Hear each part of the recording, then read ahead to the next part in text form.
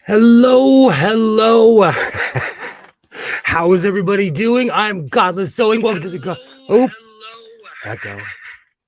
echo, echo. I'm a bit rusty. Let me switch my camera. There we go. How's everybody doing this evening? Hello. Hope everyone's doing well on MLK Day. Happy MLK Day. Let me not be so close to my microphone. I went back and watched a live stream and I feel sorry for you guys because I am so screamy loud. How's everyone doing this evening? Mark Short, how's it going? Good to see you. Oh, perfect. Got that plugged in. You know what's funny? My phone is better than the chat. So sometimes if you see me looking down, it's because my phone is faster than my computer. But StreamYards has a tendency to lag. Where are my glasses? Where's my compass, huh?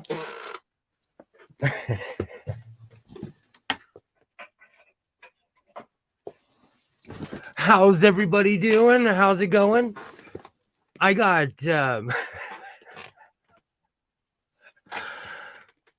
I got lost at you know, I'm gonna start the show off by saying I am anti-snob. Anyone who knows me, like I'm anti-snob. So when I say I go to Walmart all the time, it's not even a flex. It's just the fact that it's affordable. But like anywhere else, they do not have staff. So when I went to my local Walmart, I sat there and I made a ton of friends waiting for fabric. And people always ask me the question, they're like, "Do you sew?" Hey, how's it going? Hello. Hi.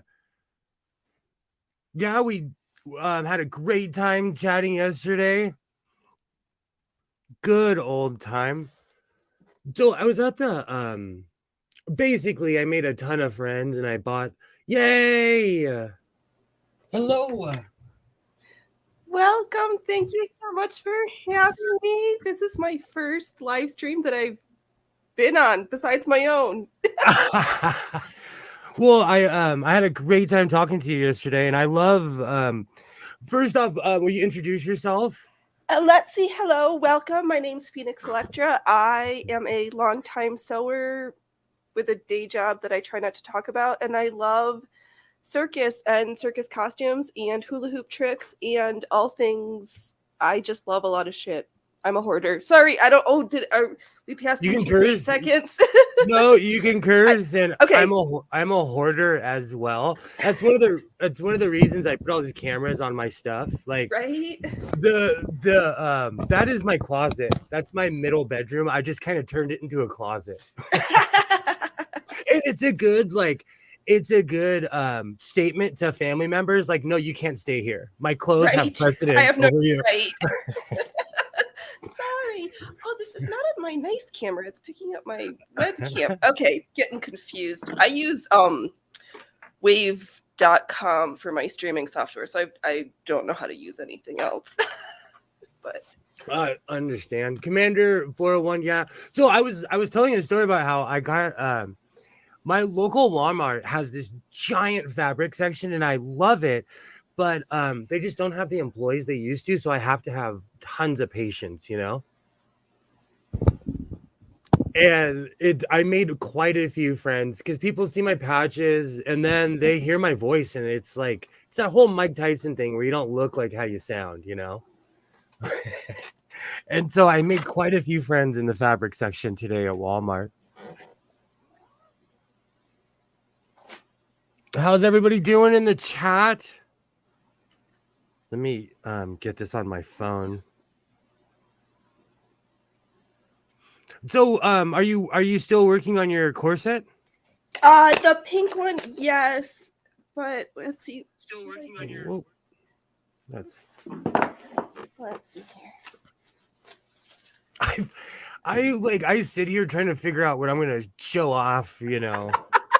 I try to pre-plan, so I had things close. So the pink one I still need to trim the top and the bottom sections and then hack some of the boning out of this one because it's the same size, so I'm just going to reuse it rather than cutting fresh boning. But then there's this, is she Canadian? A Canadian maker, costumer, circus person has for February, the corset hoodie. So I started that. Oh, Special guest star appearance. I just got cat bombed. Well, I start off my streams by giving the cats snacks and treats so they hear me streaming and they're like, what do you mean? We're supposed to have snacks and treats. So let me. I actually befriended, well, I say that I adopted a cat, but a cat adopted me. Yeah, your one-eyed friend.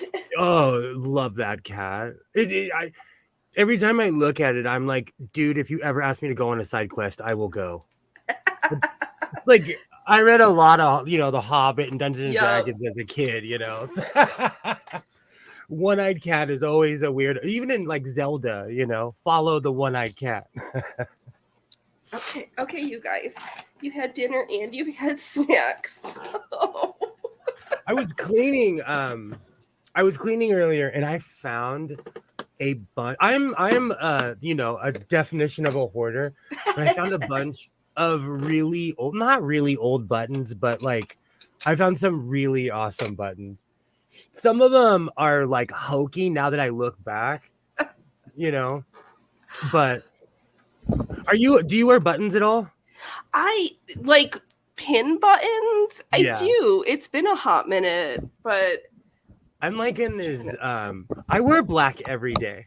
And I'm on this like weird quest to add color to my, to my, and I'm like, why don't I throw a pin on my vest or something, because that would be one way to accomplish that task.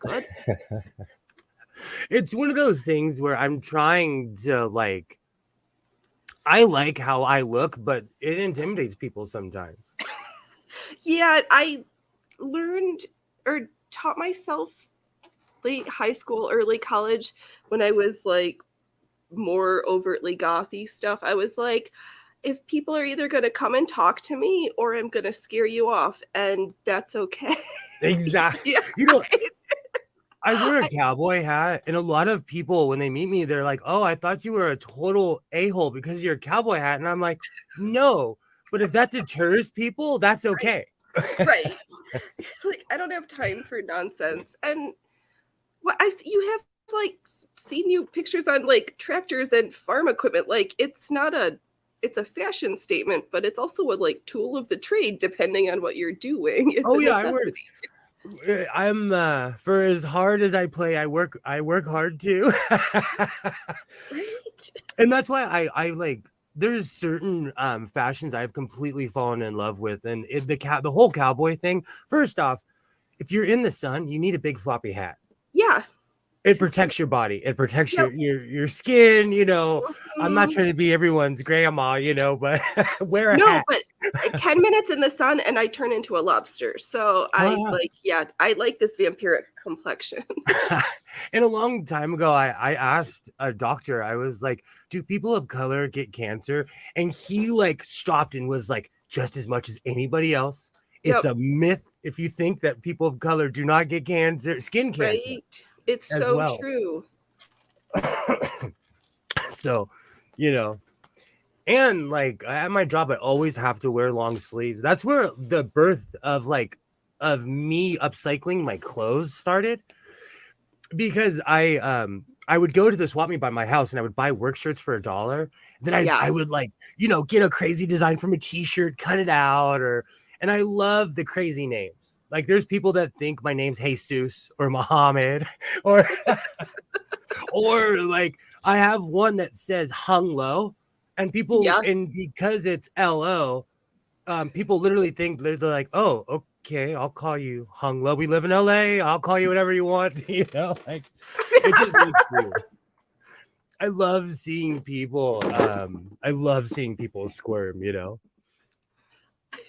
And Yeah. plus it's kind of a throwback to a different era that doesn't exist anymore. And I'm not saying that like people not smoking and it's just people have changed and from my observation, society seems more conservative. And so every once in a while you got to remind people that It depends on what the thing is, though. Like tobacco in public, absolutely. But some of this, like, we want these people of privileged classes to be protected and respected without like respecting others, I think is a different, I don't know. Yeah, it's weird. Kids are weird.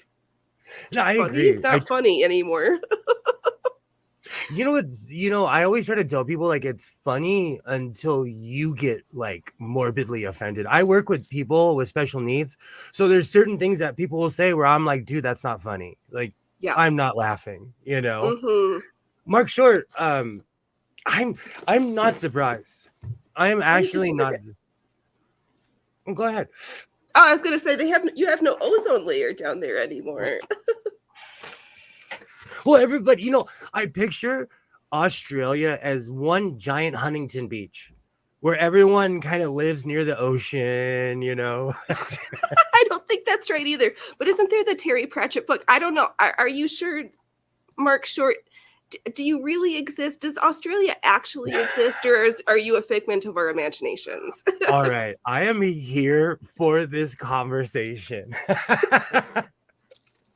Just go. I'm like, welcome. Here I am. Take me or leave me. I've heard. Do you know what's so funny? I didn't even know that flat earthers existed until I got online. I didn't. Because I was raised Roman Catholic, I did not know. I didn't know that young Earth creationism was real. Okay. No one had ever walked up to me and been like, "Hey, you want to hear something really stupid?" No one had ever. Yeah. Well, and then now there's like the new one, the guy up in Canada who's on the ex-military person who's on all the shit list for the Diagolon, but I can't really explain that one. Mark, if you say that enough, I might believe you. Right, because we didn't land on the moon. Why would we blow up the technology or lose it? We're gonna forget. The 60s are 20 years ago. My dad worked for NASA, so I'm like, when people say, "Oh, the moon landing didn't exist," I'm like, I could show you a ton of evidence, But I'm biased though. When I was a little kid, whenever the shuttles would crash on the West Coast, if it was within driving distance, my pops would take us to go watch the shuttles. Oh, awesome! You'd hear the sonic boom, and you'd be like, "Where are they?" And literally 5 minutes later, you'd see them. It was unreal, absolutely unreal. Sadly, as far as people who are privileged goes, my brother who's on Social Security disability has to pay more to the federal government. Don't get me started. Yeah, this is loaded. We all pay more taxes than that, sure.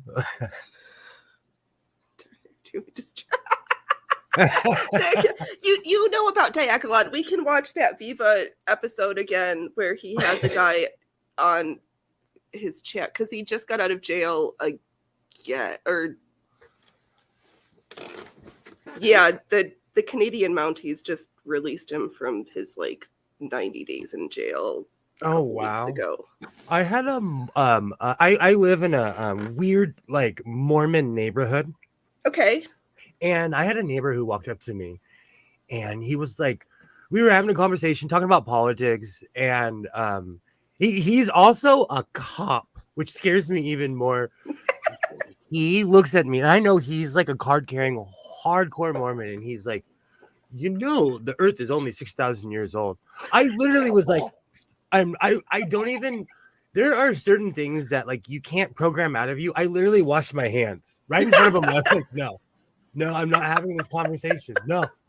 You're like, talk to the hand. No. I can't. Just no. I awkwardly walked away. Yeah. Because the internet has me so hyped up. Like, I didn't know these things were real. And I'm like, you really exist? Like you really exist, you know. So No, yeah. there My are problem younger. now is I need the T-shirt. I need new conspiracy theories because all my old ones came true. Yeah.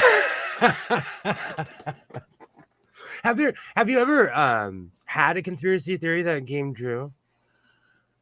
Uh,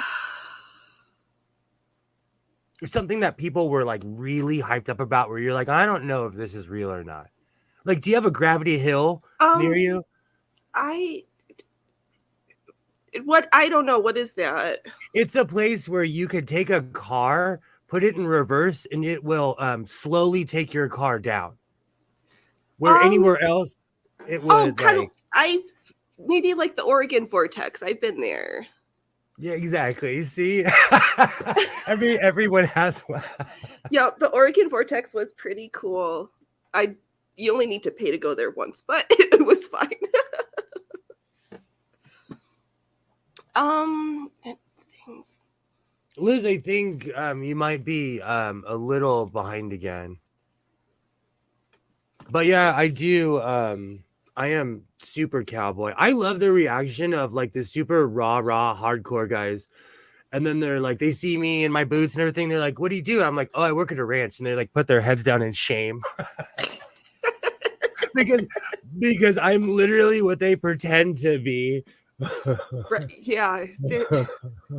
I don't pretend to be anybody but me. And, well, no, that's not true. I sometimes feel like in my day job, I have to pretend a little bit, but to be I know what you're saying. Like at my job, I'm a little bit more reserved. yeah. You know, I do have my moments of like, what? I do also, but yeah, I Well, yeah. Mark, one of the reasons I believe that you've never met a young earther in Australia is because you live on proof of Pangea. What else? What do you need? Like Australia is literally a chunk that came off of Africa, you know. Like you can't be like, oh, the earth isn't blah blah blah when Australia, like their animals took a different evolutionary path than other animals because they were so cut off from everywhere else. I love Australia is an awesome place. Yeah, for like scary insects, deadly insects, and snakes. You know, I used to always think about that, but like here in Southern California, we have scorpions. Yeah, we do too, where I am, and rattlesnakes. So Yeah, exactly. And a rattlesnake will ruin your life. yeah. It'll a rat. And I'm black laughing. widows. Oh, I forgot we got them too. Oh yeah, yeah. You know what? So I'm like Ranger Rick. I take pictures of black widows. I like. We do too, but then they're really a sign of you haven't cleaned here frequently enough. We're opportunistic. It's like you're dirty. That's why I'm here. Especially up at their ranch. Like, you know, I'm weird. If like because I'm out in the country at my job, I leave nature alone. Yeah. Like we have this place called Tarantula Hill. I literally put a fence around it so people would leave the tarantulas alone. You know, and I'm Yeah, not no even that thanks. much into nature because they scare me. Yeah. Like, yeah, no. Nope. But I also because I'm crazy, I'm like Captain Side Hustle and I get paid. It's more during the summer, but I actually removed a snake recently. I get paid to remove rattlesnakes from people's houses. Good for you with your super long tongs. Super 3.5 feet for one and 6 if they're ornery. Like I have Yeah. tools, I have Kevlar leg guards. Like I'm not messing. Yep. That is definitely occupational hazard work expenses. Oh, totally. It's the one job where I can get away with jacking up the price and like telling someone like I'm putting my life at risk. Yes. And I'm just as scary as you are. And health insurance, private or public, you just pay out the butt and everything sucks. But oh, that's awesome. That's awesome. You know, Mark, I have a question for you. Do you guys get we call them red racers? I didn't think they exist until I was driving in the truck and there was a snake that was keeping up with the truck. Oh, God. And I thought it was just something that the old guys tell me to keep me on my toes. No thanks. Everyone.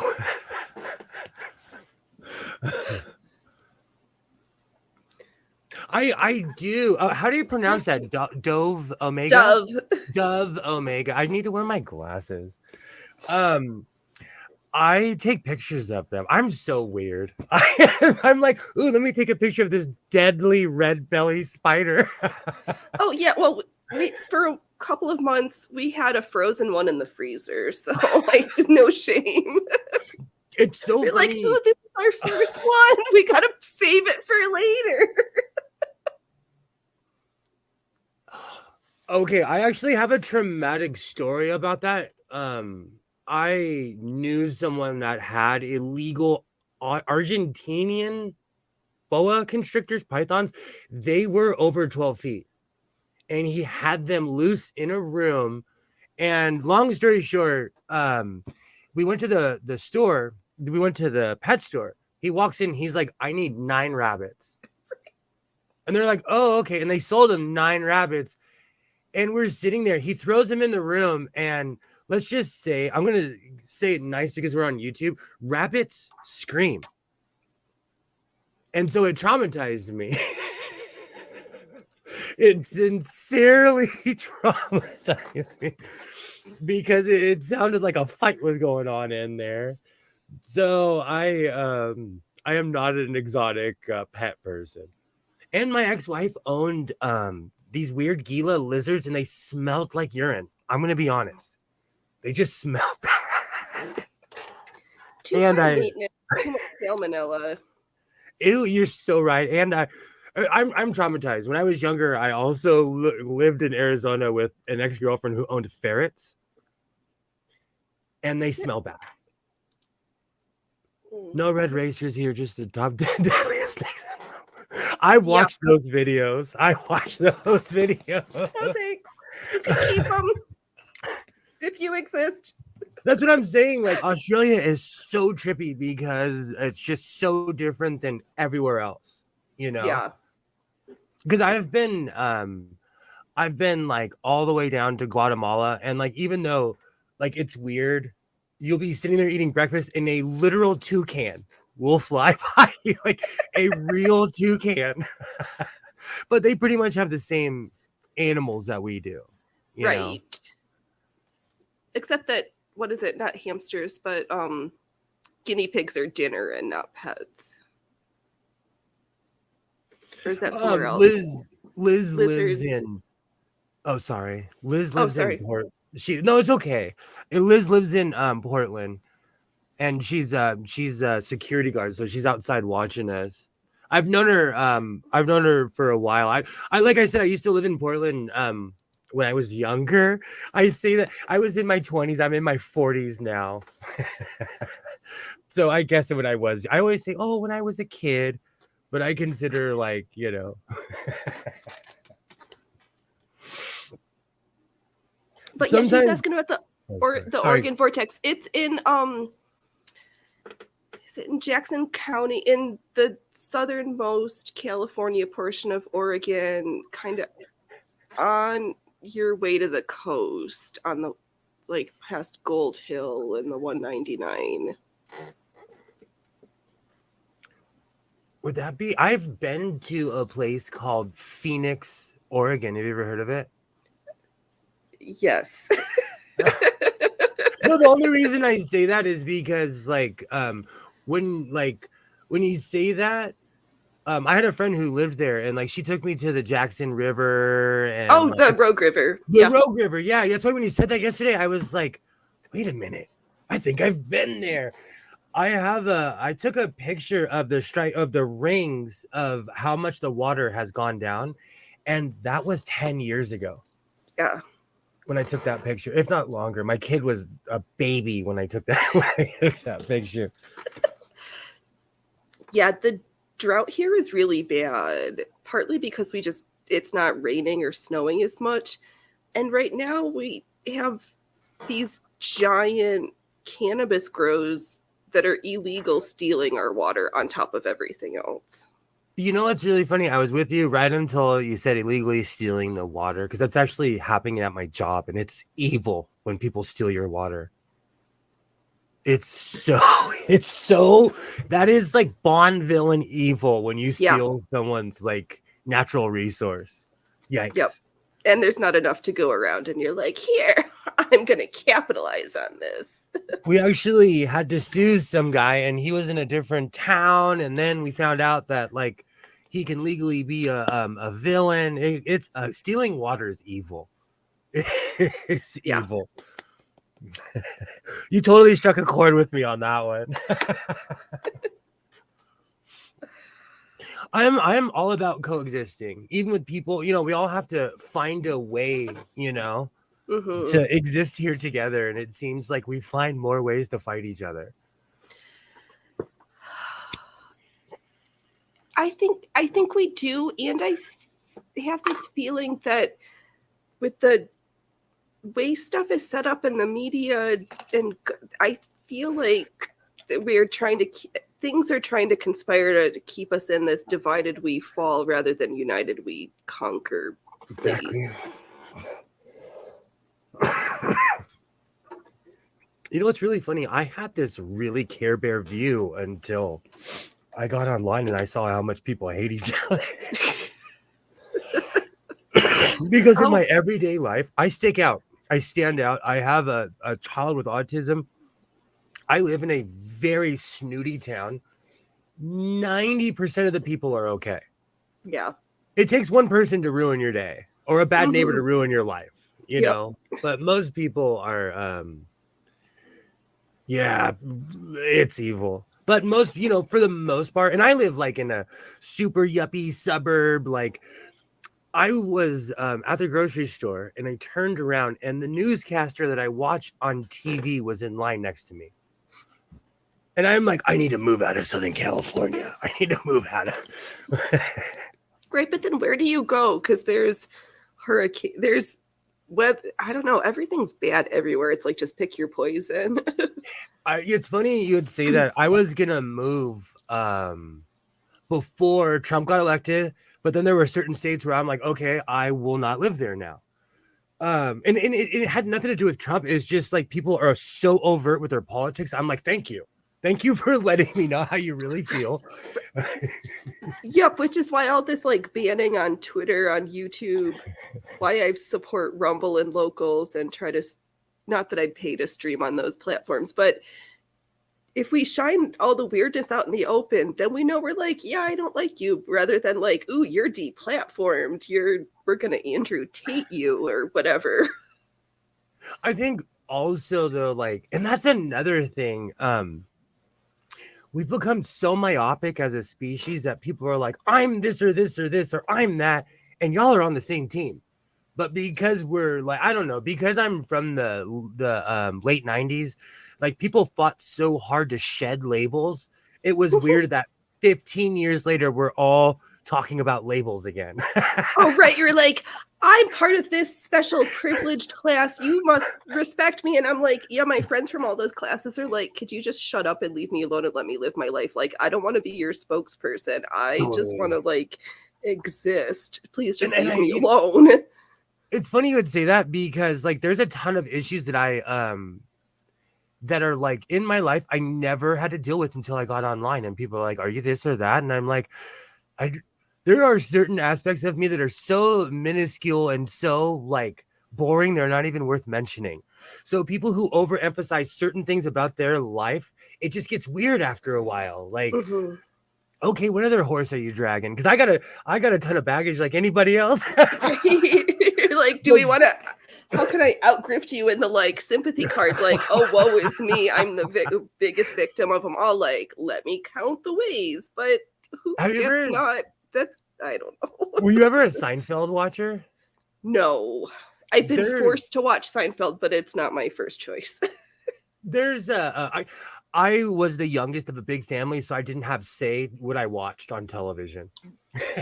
And the younger generation won't even know what that means. They're like, what's TV? It's not. I couldn't even like. So, but there's an episode where there's an apartment up for grabs, and George Costanza just has a bad life. Yeah. And he just does. And there's this guy who was a survivor of a boat that sank, but everybody survived. It's a New York legend. I think it's called the Andrea Doria. In chat, trash me if I'm wrong. I think the Legal Vices did a Maritime Monday about that, but that's a distraction. But like, long story short, like the guy came out and he told his story, and George Costanza sat down and said, "I have a Jewish mother," and he just started from there and was like, I feel like we're all that. Like we all have a story, you know. Of course we do. We're all human.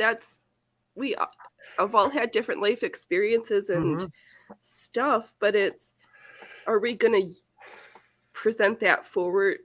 I don't know. It's like how you use those experiences, and people, can we just stop leading like trauma first? Because nobody knows your traumas, and we can't walk around you with kid gloves unless you tell us. But to expect like you need to do these things for me, I'm not a mind reader.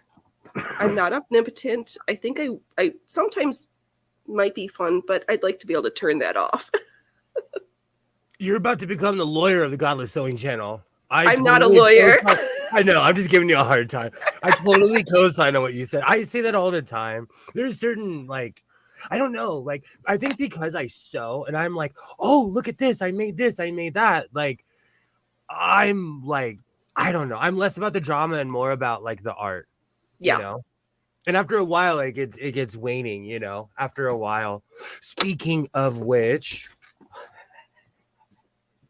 What's happening? Oh no. I'm running the stream by myself. All right. No, I'm right here. Strap in. Put your big kid pants on and pull up your boots. So first off, you know, I always show my wins, but I think it's important to show your losses as well. Yep. Let me get the angle going. My pleather pants, let's be real. You know, we're family here. I'm going to be honest, you know. I had to make the waist bigger, so I made Spanx basically. These are huge. They literally go up to here on me. God. I can go fishing in these now. That's perfect. Well, see, now they've got they're just more than art. Now they have a full functional purpose. We're like, and we're going salmon fishing, kid, get in the boat. Seriously. You know, the more I add on to this, I'm like, wow, this is getting worse. This is actually getting worse. You'll turn the corner, it'll be perfect again. But there is that part sometimes where you're like, should I be questioning my life choices right now?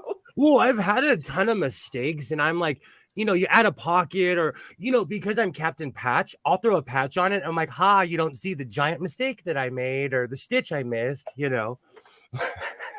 Right. Yeah, that's something I've learned from life experiences and performing. Like, if you don't overemphasize the things that you think or you know you did wrong, nobody's going to notice. Just keep your mouth shut. I say that all the time when someone will point out their imperfection with sewing. I'm like, I would have never known that if you didn't say anything. Right. Like, and this, I waited this was worth making friends. I'm on this weird path of color. So if you want to judge me, you can judge me. But I got this. I got this at good old Walmart, because my Walmart has a fabric section. And I think I've completely purchased the entire, like, you know, $6 or $7 a yard line. It's so sad. It is so. I have but of all the addictions I could have, having a fabric addiction isn't that bad. Exactly. Right. And it's true. Sewing and hoarding fabric are two different pastimes. I have quite a few friends that I see around town. I'll see them at different stores. Or they'll walk up to me and they're like, "You're a junkie," and they keep walking. And these are like, And when I say friends, I mean these are like 60 and 70-year-old women who have adopted my language. Oh, I have befriended quite a few people because it's shocking to them when they find out that I sew. And I have a really good friend I've known my entire life. She's known me longer than I've known myself. And she's an evangelical Christian, okay? So I don't know if she's trying to save my soul or if we're just best friends as just being old. Like I don't know. But I see her all the time and she called me a junkie and I'm like, you're adopting my language. She walked by and it made me laugh so hard because she's been hanging out with me so long she feels comfortable calling me a fabric junkie. Well, there's definitely worse things to be called. It was I love the reaction of when a 7-year-old woman walks up to me and gives me a hug, and everybody in the fabric section is like, I'm so confused right now. I am so confused. Oh. So one of the reasons I laughed when I saw my button, when I found a few buttons, I forgot that I had these. Let's make me big again. And I will go to the other. I'm so rusty at StreamYards, it takes me a second to. I have so many different camera angles. It's nice to have options. So this one made me laugh. I should wear this. Noble. So I showed this last week, but I actually got this from going to see the play. Oh my goodness, that they don't make those anymore, I'm sure. That's like straight out of the 90s. Super collectible. This, okay, hold on. I have to get its opponent first. These ones made me laugh. My parents, my dad was a Republican and my mom was a Democrat. Oh my goodness. And so look, and if you look, W actually has brown hair. Oh, the lights. Right. The lights not doing that justice. But this one makes me laugh. I wear this. Clinton Gore 96. I wear this all the time. That's why when I found the Bush one, I knew where the Clinton one was. You need one for each arm. I purchased this at a swap meet because I'm a sucker for nostalgia. Ghostbusters. So I'm not the original owner, but this is a really old. It says, "Please enjoy drinking a Coca-Cola." Oh, so you've got the Ghostbusters and Coca-Cola merch. That's gonna... all the fandoms are clamoring for that one. Oh, you never know. I made the mistake of taking my son to an antique shop, and I told him you get anything you want here, and he bought a Coke can that was worth $15. Just because early. Hey, Gilroy, how's it going? So if anyone is a Southern Californian fan, El Torito is a restaurant that does not exist anymore. Yes. It's so old that they used to have a cigarette. That is completely true. Thanks how I'm sewing. That's probably won't notice to say anything about my heck yeah, I don't say a word. I don't say a word. Snoopy for president. I'm gonna look out for that. Because of my hair, my family used to call me Woodstock as a kid. So I love Snoopy and Woodstock because I had a giant curly fro. Let's see what else. Oh, can't leave out Bob Dole and Jack Kemp. Wow. Equal opportunity. If anyone knows who Jack Kemp is, you're older than me and you're a Seattle Seahawks fan. This one, my pot shop made the mistake of giving away free stuff. I grabbed stickers. I have a ton of these. Like, if you have free merch, I'm that guy who's like, oh, I'll wear that. Hometown Buffet. Oh my goodness. I love Hometown Buffet. Do you have one in time? Do you have one near you? No, and I'm trying to watch. I call it being a McMuffin, but I'm trying to not be a fatty. I understand. Because I have lung issues, this is the year that I'm not going to be a complete like degenerate to my body. This one made me laugh when I found it. This was my father's, and it made me laugh. This is National Black Catholic Congress. Whoa. I'm sure there are very few people that have this button. United Nations 1999. This 1999 was year of the older persons for United Nations. Even though I'm a staunch like nihilist, I love wearing this button and tripping people out. I wear this all the time. All the time. All the time. And I found this one. It's probably from the late 90s, but it fits. It says, shouldn't you be home downloading porn off the internet? It's a tiny button. Right, because back in the day, streaming took forever with that. Yeah. It was like, all right, boobs. Oh man. So you literally had to sit around and wait for it, you know? Excuse me. Where? Okay. It takes me a second to figure this out.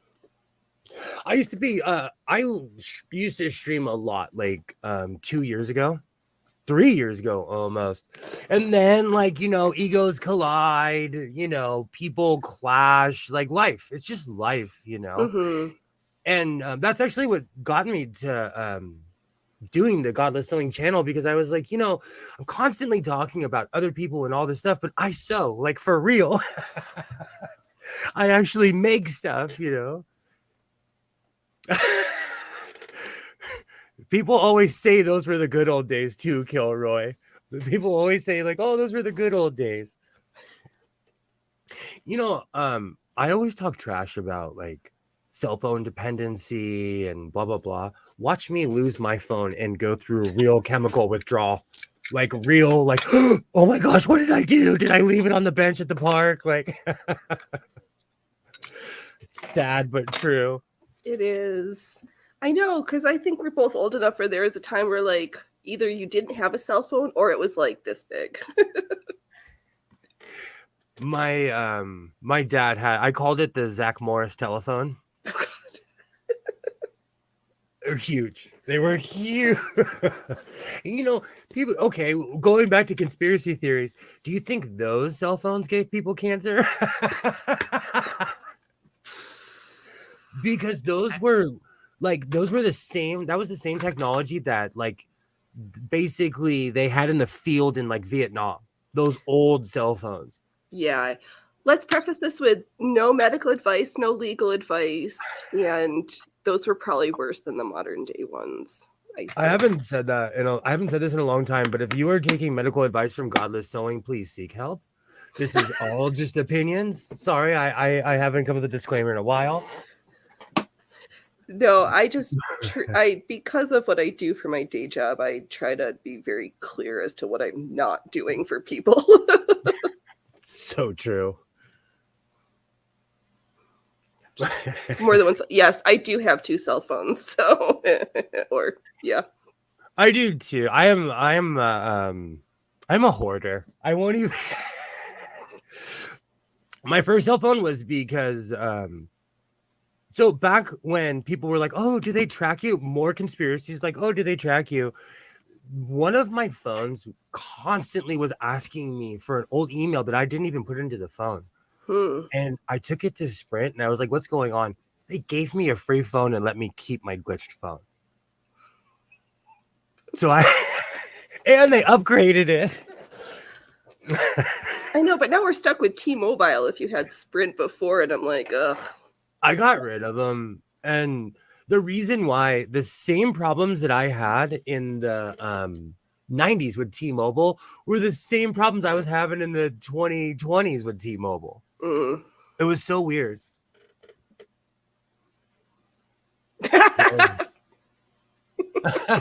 So true. What's a brick? They were brick. Awesome. I met him in real life.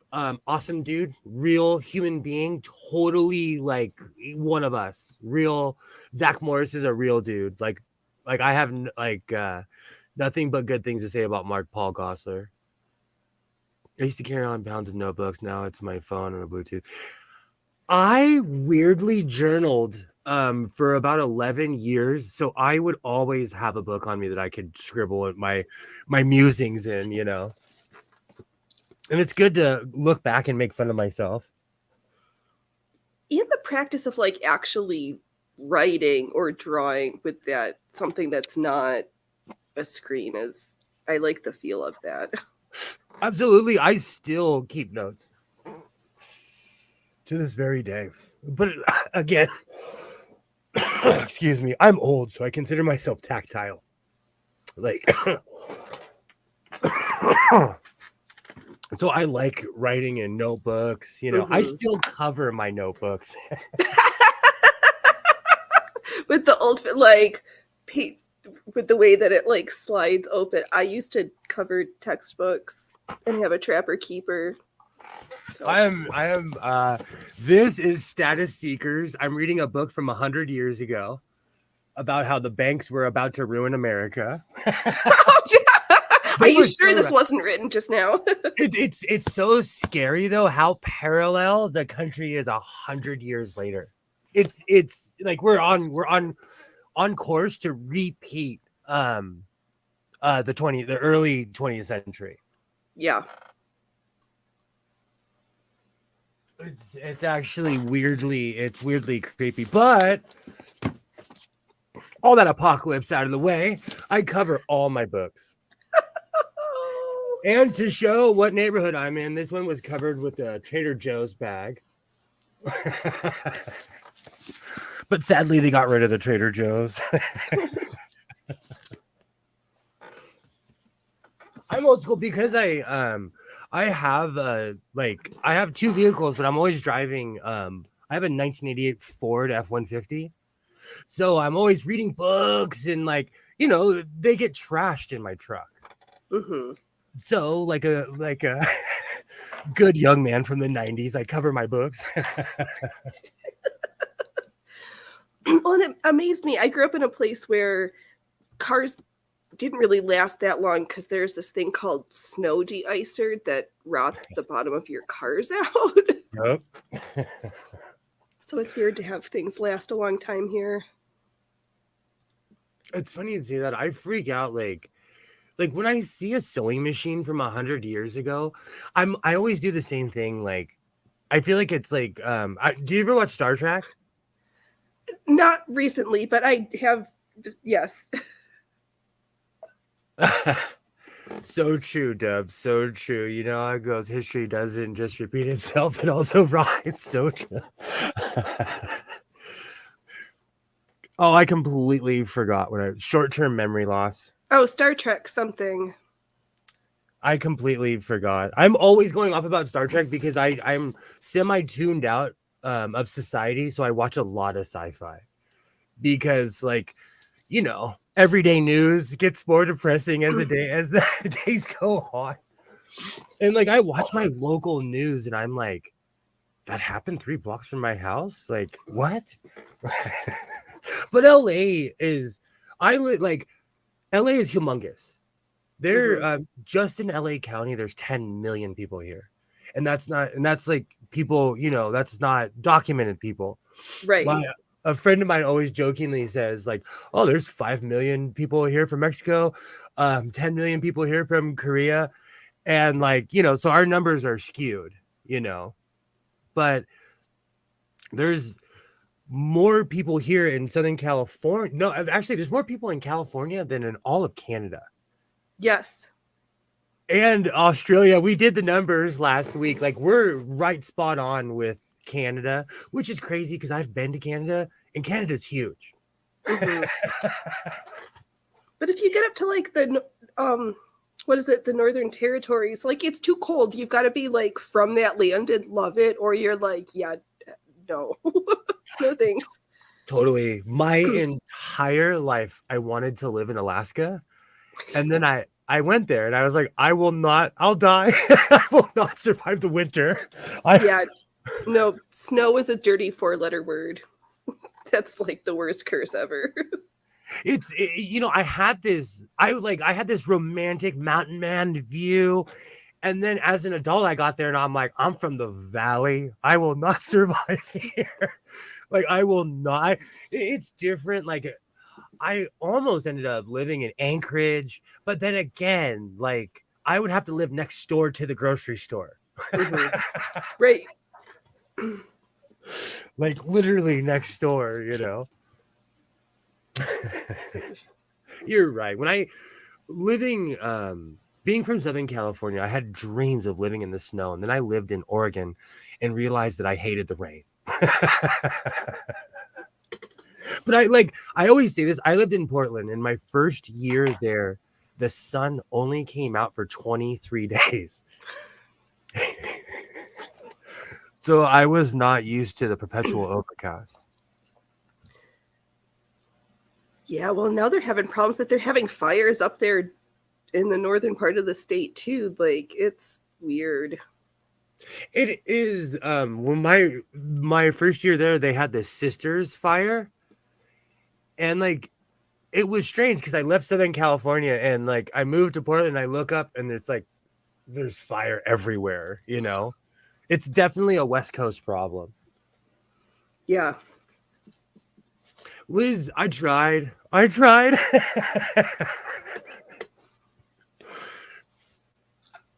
I'm definitely a fair weather kind of person, but I adapted to living up in Portland because when I came back down here, like I was hot all the time for like 2 years.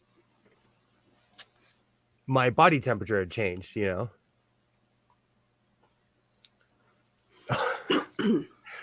you ever compulsively order things in the middle of the night? I don't, but I also don't keep my Amazon login on my phone. I have to be on my laptop, and I put it to bed. I think I should do that. I really think I should do that because I have a patch problem. Right? And I'm like, oh, I've saved up all these points. So it's only like $4.99. But like when you get 4 or 5 of them, it's basically back up to the original price that you were going to pay anyways, Yep. So I got this new patch. Let me grab it. Okay. I forgot I ordered it because I have a white one. I composed these jackets and then I forget they exist. Mm-hmm. But I ordered this because I've been watching way too much Star Trek with the Red Angel. Uh-huh. I have a bunch of other patches I'm going to put around it. But I really need to stop ordering things at 3:30 in the morning. Because I'm like, oh, that's cool. And then I go to bed and forget that I ordered. And you're like, what is this in the mail? It's a problem. I am man enough to admit that it's a problem. And stickers too. I'm obsessed with stickers.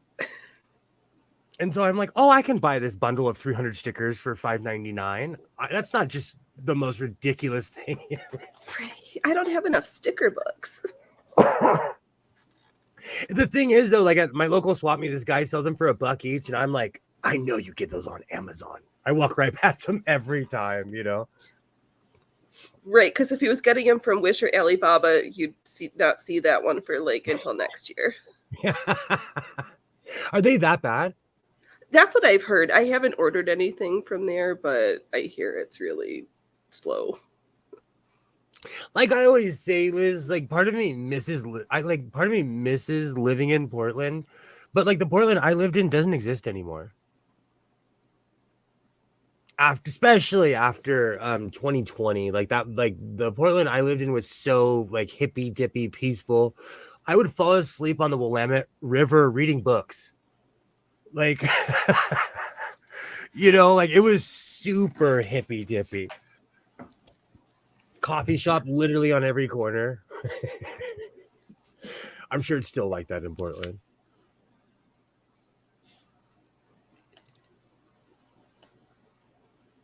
Thank you. I watch way too much Star Trek. I ordered a bunch of Trump Putin stickers, and whenever I saw a car with a Trump bumper sticker, I would put a Trump Putin flyer on their windshield. I need to do that. Where I live, a lot of people have Joe and the Ho Gotta Go bumper stickers. I see them almost every day. Almost every day.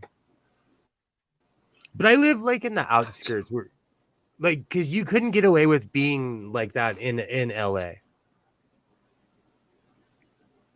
Somebody would definitely say something to you.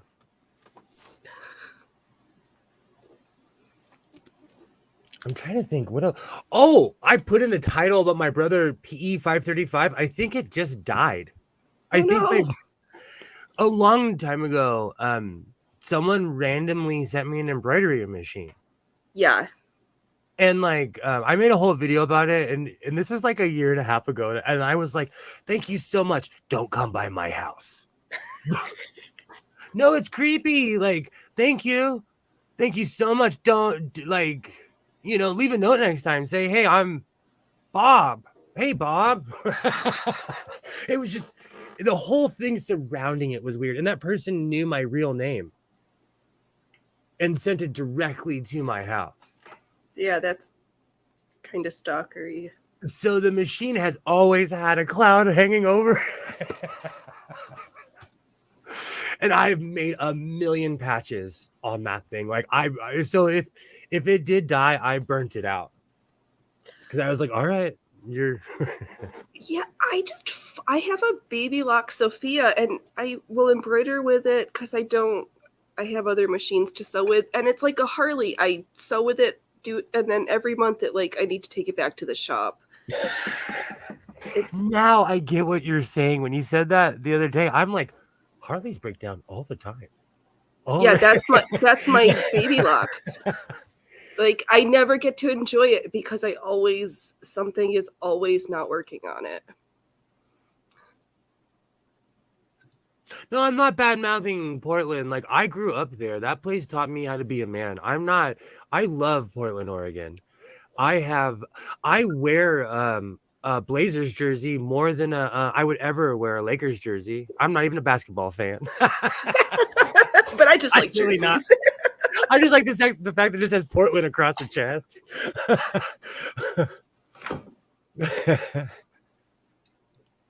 I don't know if I want to resurrect the stalker machine or not, Liz. I don't know. Like, because the problem is it's a computerized machine, so I might have to send it in. And then at that point, it's not worth it.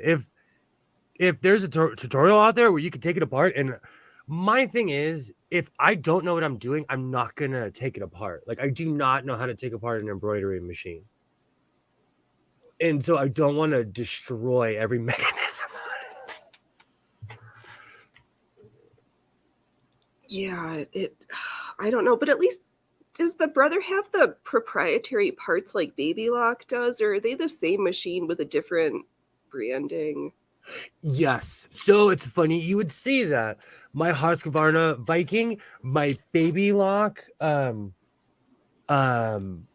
few of my brother machines were all made in the same factory. Okay. You could totally tell because they have the same plug. When you and I take things apart because I'm a tinkerer. So when you take it apart, they have the same body.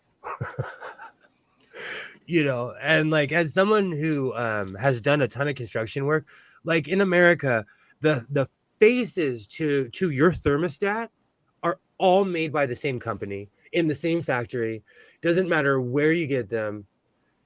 You can't wreck it any worse. That's true. I like that mentality, Mark. I like that.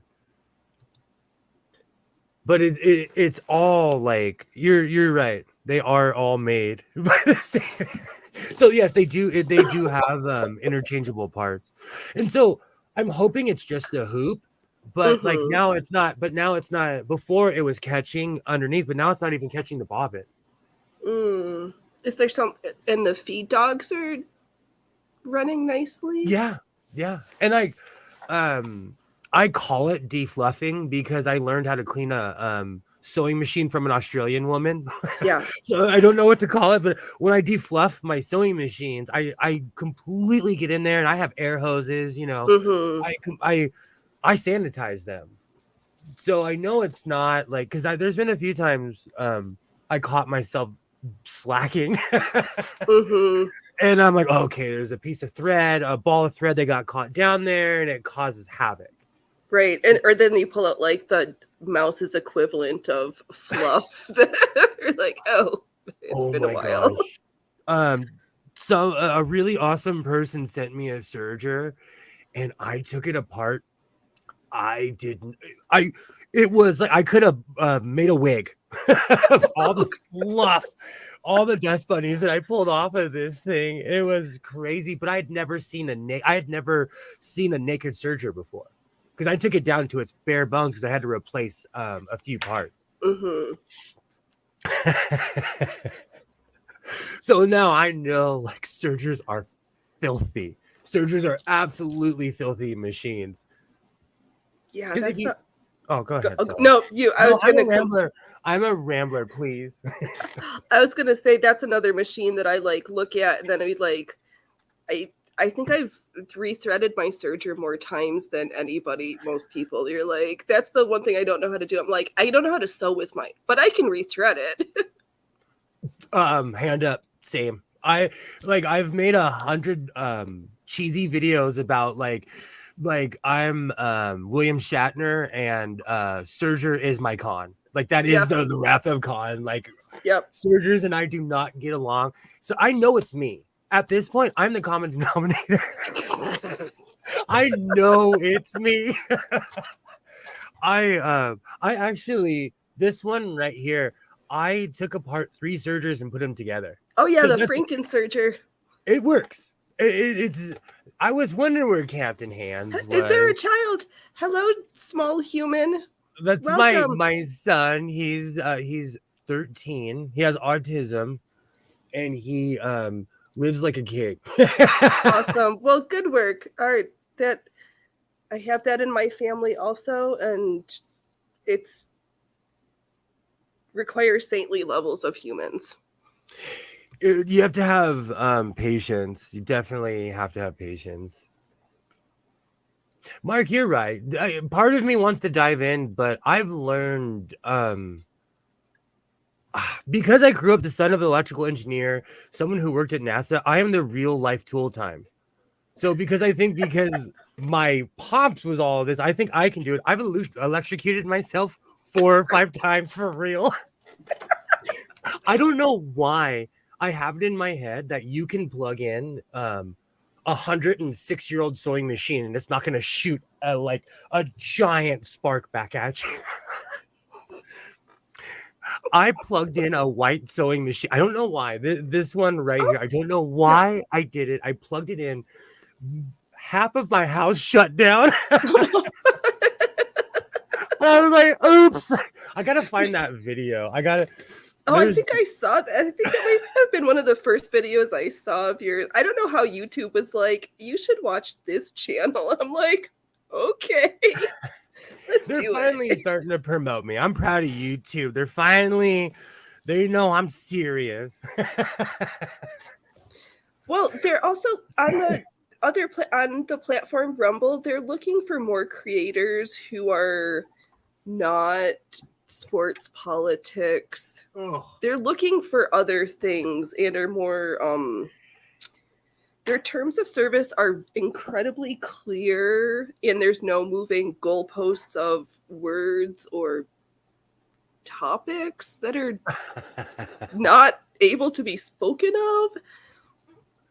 So I try to rebroadcast over there. It's $10 a month to stream there. Not that I'm supporting or shilling locals or Rumbles, but I do have an affiliate code with them. I wondered. No, I've totally I used to watch these really weird libertarians, but they got a little too Bitcoin for me.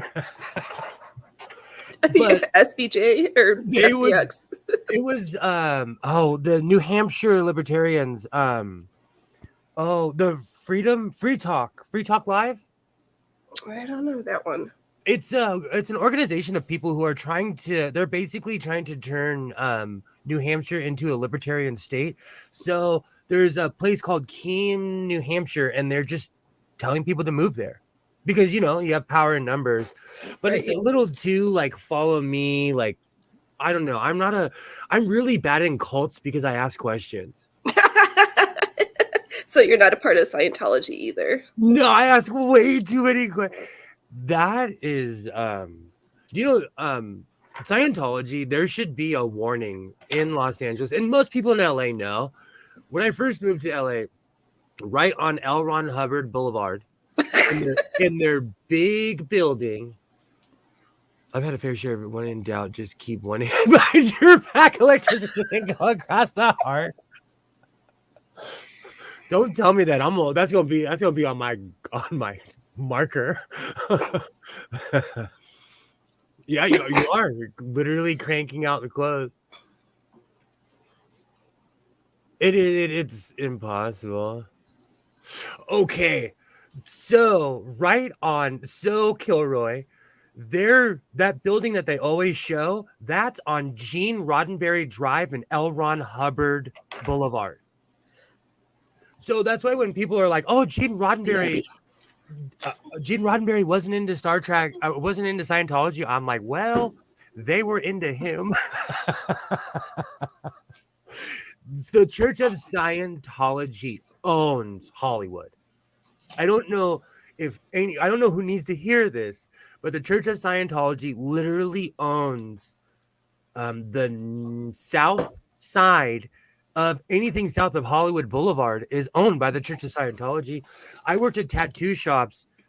It was owned by one owner. He paid rent to different organizations depending on what side of the street he was on. The Church of Scientology is no joke. But these people have a now hiring sign in front of the Church of Scientology, and they do that to lure you in. And I was some dumb, doty-eyed 19-year-old kid who had really never lived in Los Angeles. And my ex-girlfriend, who, to her credit, she literally wrote down on a piece of paper, "Do not go down this street. Do not walk into the Church of Scientology. Right. Check everyone's ID in Hollywood." And I was looking for a second job, and I lived on a street that was behind the Church of Scientology off of Franklin Boulevard, if anyone's familiar with Los Angeles. So I was cutting down L. Ron Hubbard, and I saw a now hiring sign. I'm an explorer. I was not going to join their religion. I wasn't even going to work there, but I wanted to see what, I was just curious. So I walk in, and they make you take that weird test. Mm-hmm. I walked out because I'm for as much as I'm an explorer, I'm also extremely nervous. And there's a fine line between common sense and what am I doing in a Church of Scientology building? Right. If you need more bizarre stories, there is a great YouTube channel called America's Untold Stories with Eric Hundley and Mark Grobert. And Mark Grobert literally knows everybody who's cool or has met them or has a weird story about them. They're crazy. They own LA. And that's when people will say, "Oh, certain nah, man, the church, I don't know where you get your information." The Church of Scientology literally owns the ground. They own Hollywood. Excuse me. Yeah, because I hear a lot of really racist or evil conspiracy theories, and no, this organization is scary. Have you seen their ads on YouTube? I haven't, but I pay for premium. So I watch all kinds of weird stuff on YouTube, and they advertise on everything. I literally watch a camera that looks at Mount Kilimanjaro, and the Church of Scientology is advertising to Africans. What is wrong with you? Leave people alone. Right. We don't want your missionaries now, nor never, nor in the future. Please, we're fine just the way we are. Yeah, exactly. I always say that, like, I'm really bad at cults because I ask a gang of questions. Like, I'm the guy in the back, like, why are we shaving our heads? Why are we putting Nikes what on? what's in the Kool-Aid? Yeah. I don't like Kool-Aid. Oh no, you'd catch me in the forest. I will take my chances in the jungle. I've watched the Jonestown story so many times. Mm-hmm. And it's weird to me. Again, like, it's weird to me that people can get caught up in a mass movement. Like, I have too, but I would never volunteer my life, you know? So it's just strange to me. Yeah, I don't know if I think you have to be in the rightly vulnerable point of transition. Like, Mhm.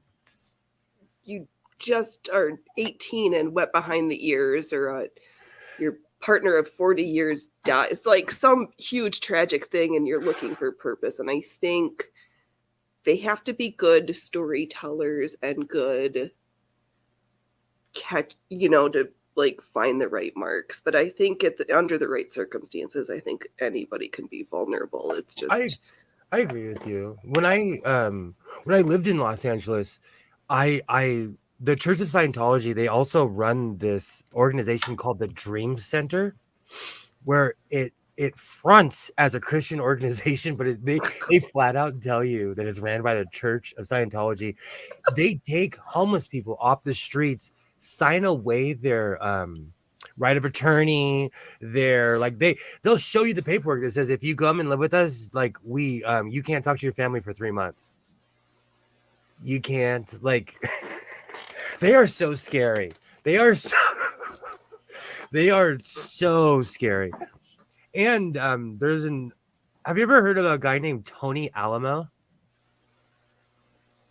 I'm gonna go with no, because all I'm thinking of is Lost in the Alamo. So no.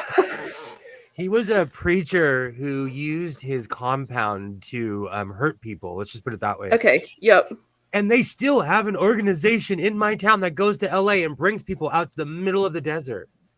Oh, is this part of Nexium, or is this a different one? It's a different one, but okay. it's so weird to me. It's just so I can see because I've been vulnerable and down and out, so I can see you're like, you know what, my life is so bad that like I'm willing to sign my life away. There's homeless people that this is an old trope. This isn't a new one, but there's people who would go to jail because they knew they'd get 3 meals. Oh yeah, no, that's still true today. At least I'll get 3 meals in a bed, Right, and there's heat, and there's not rats gnawing at my feet. Like, exactly. This is a safe place, and depending on your experiences, like, no shade, but I'm very sorry that is like the Hilton to you. But okay. I actually met someone that was like that. It's a strange mentality. I said this last week. I had a friend who lived in Compton. And anyone who knows LA, you could smell the ocean air from Compton. It's so close to the ocean. He had never been to the beach. And he was like almost my age now, back when I was in my 20s. And he had never gone to the ocean before, That's weird. Yeah. I feel it, and it's more because you get trapped in a lifestyle. And right. And like, I read a Star Trek book a long time ago called The 3-Minute Universe. And like, you get caught up in your world, not realizing there's a giant one around you, Mm-hmm. And honestly, as human beings, how many people can you really comprehend at once? Like, if you were in a room with 100 people, could you have a conversation with all of them at once, Right. Yeah, that's why I don't like huge live stream chats. I like, or live, not panels with lots of people, because I'm the person who's like, if there's too much talking, I'm just gonna like stand in the corner and be quiet and just like twiddle my thumbs or something. They like, those panels slowly drove me crazy over 2 years. Yeah, I like small intimate things. I'm not I like to be the center of attention. Totally understandable. I would stream with a crowd, and it just became cult of personality after a while, and we weren't even like I got to the point of like, what am I doing? Mm-hmm. I had a total existential crisis of like, I'm wasting my life. What am I doing here? These people aren't doing anything. Like I had one of those like total mom moments of like, all right, take a knee, take a deep breath. That's funny because when I first started listening to you, I don't know if you watch or in like the not law tube sphere, but there's one guy, Nick Ricada, and I was like, how does this guy sound just like Nick Ricada, who's like this, I think, our age-ish guy from Houston who now lives in Minnesota, who's a lawyer. I'm like, okay, I'm hooked. Oh, that's weird. That's weird. But it's like the timbre and texture of the sound of your voice, like the concepts similarly different, but like, okay, I'm here. But that's what I was getting at though too, was that he's like, all these people are like, oh, we're in law tube, so we need to like stand up for each other, like be on everybody's panels. And some people are like, no, there's no formal agreements. Yeah. We're just this loose amalgamation of people. And I was like, came on here today, I was like, if I don't like it or you turn out to be a creep, I'll just block you and not talk to you again. Like, I'm okay. Like, I'm gonna take a chance and it'll be okay. Or not. I have this same mentality. You would laugh at my block list. You would laugh of how many people I'm like, creep. You said something inappropriate. Like Mark Short, my dad was a mechanic in the early days in the Navy. He was deaf. We'd have to yell at him. In his older age, he got hearing aids. And I love telling this story. He turned and looked at me and was like, have you always been this loud? I said, Ninja, you've been deaf this entire time. You're deaf. My pops passed away 3 years ago. He was my buddy. Like we hung out. Like he was my buddy. When I was younger, it was a whole boy named Sue kind of thing. Like because he was 42 when I was born, he was from a different planet. He was literally from the old world. Like his grandmother was a born slave. Like my dad was, he was born in the 30s. Right. Yeah. Because you said your dad was a Vietnam vet, and my friends whose dads were that age, they were like, those were the old parents. Oh yeah. Yeah. So I now I just have a boy named Sue stuck in my head. But I clash. Honestly, I clash with a lot of people online because I don't know. It's just I'm just from a different generation, I guess. Early and often. Thank you. That's my thing too. Like even recently, someone was trying to start up something with me, and they're like, "I don't like godless sewing." We don't travel in the same circles, and the internet is so humongous. Like, there are so many people I don't like online. Do you know what I do? I just don't participate. Right. It's like with the whole speech stuff. You're like, I don't like what you're saying. Well, I don't have to listen to you. Yeah. Okay. People who volunteer for anger and pain trip me out. They really trip me out. And that's another thing, because I try not to be judgy. I'm over accepting sometimes. It's great seeing you, Commander. Great seeing you. That live stream you and I did, massive amounts of people watched that one.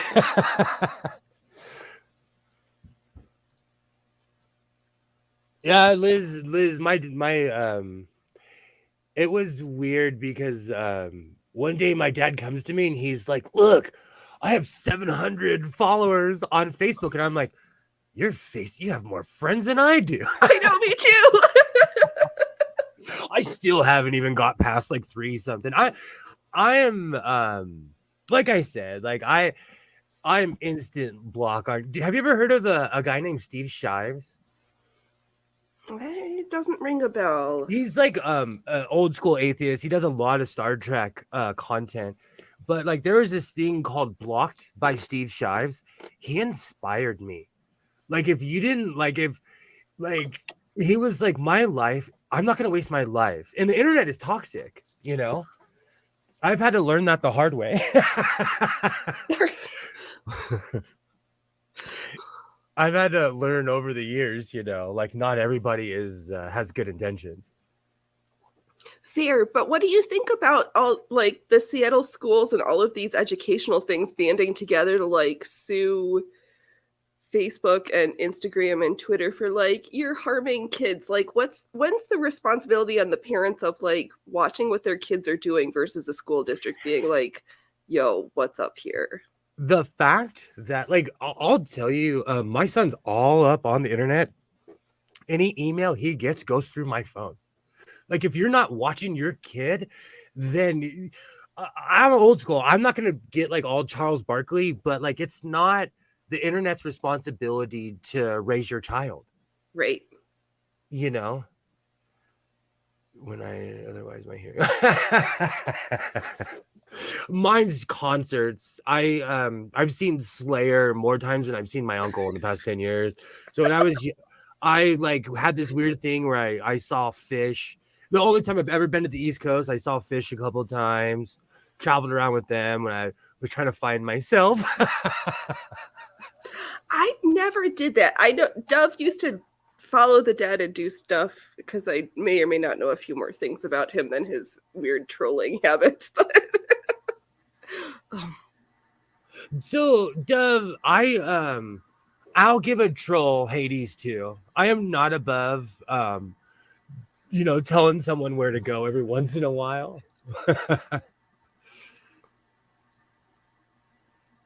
Same. I grew up, a lot of the people I grew up with are extremely conservative, so my Facebook is really toxic.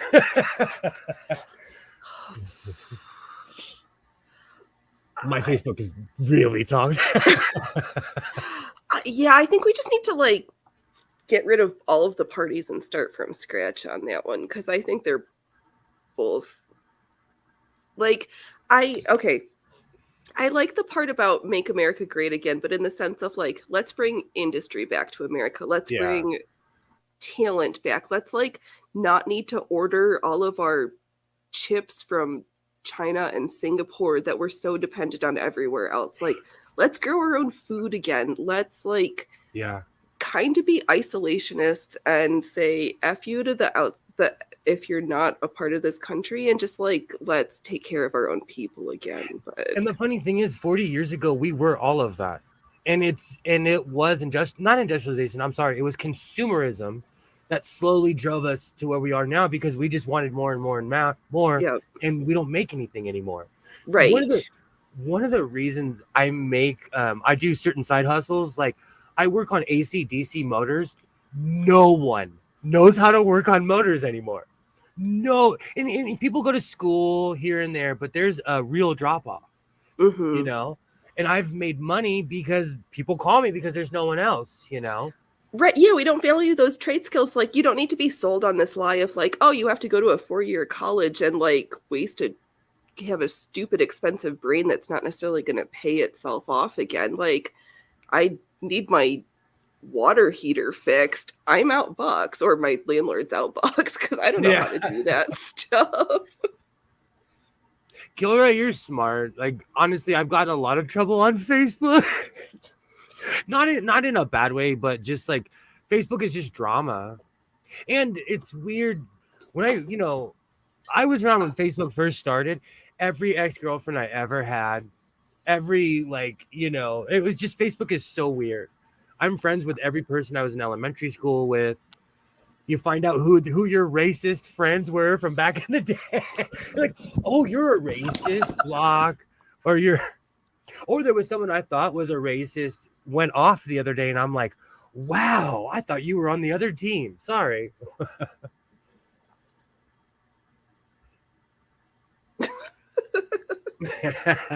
I know. I always get excited. I sometimes try to like bait the troll, or not the trolls, but the bots, because I usually in my streams have like Dove watching to like check my audio and stuff. But when I talk about like sparkly bikinis, it always brings the bots out, and I'm like, okay, I can't even get the bots to troll me.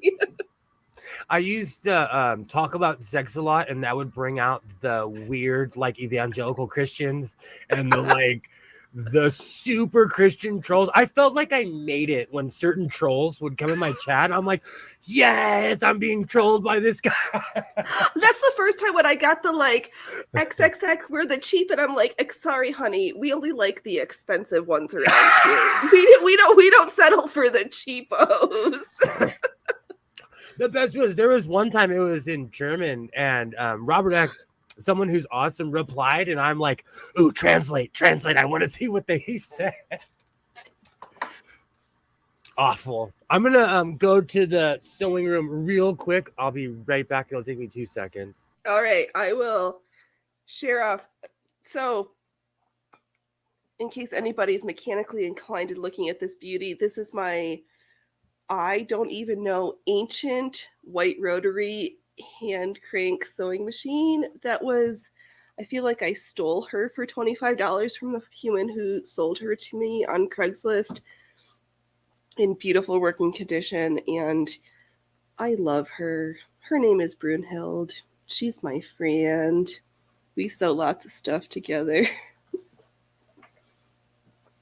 And in case we need some stitching ASMR.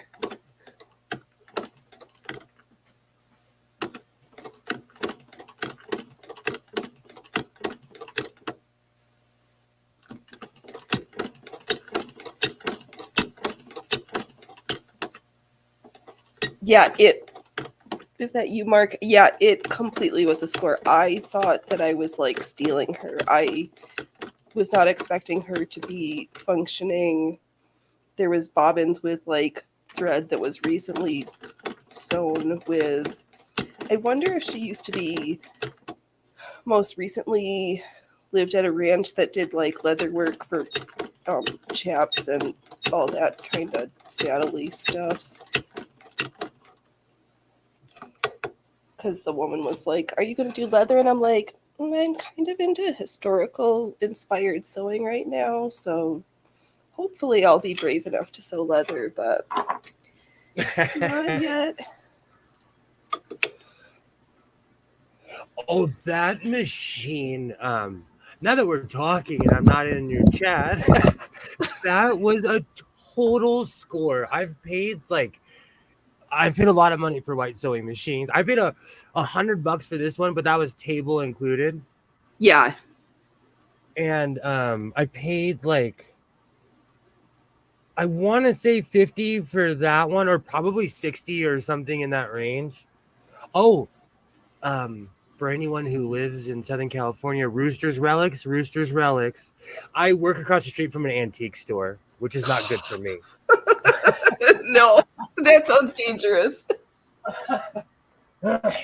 I've probably purchased like 6 or 7 antique sewing machines from this place. I've probably more, honestly, if I really think about it, probably like 14 or 15. I recently got this at Rooster's Relics, but it needs work. She needs some work. Yeah, definitely. But I like a good wall hanger because I love taking these things apart and putting them back together.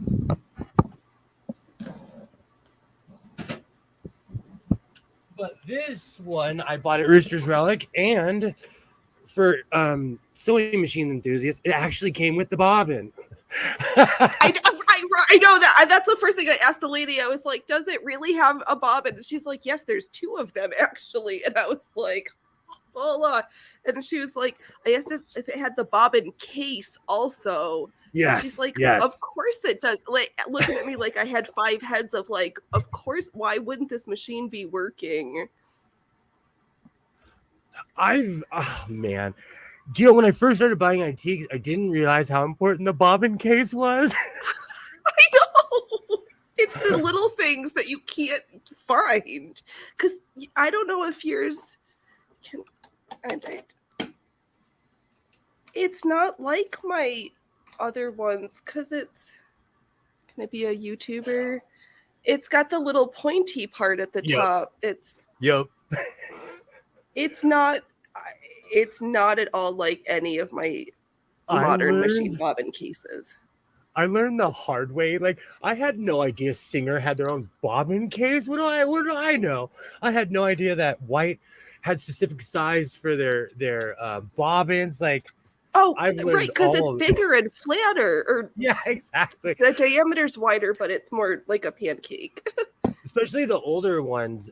The Singer sewing machines, they get complicated as the years go on because they would change the bobbin case every 10 years. Ugh. But now we have the universal bobbin case with the arm on it, Right.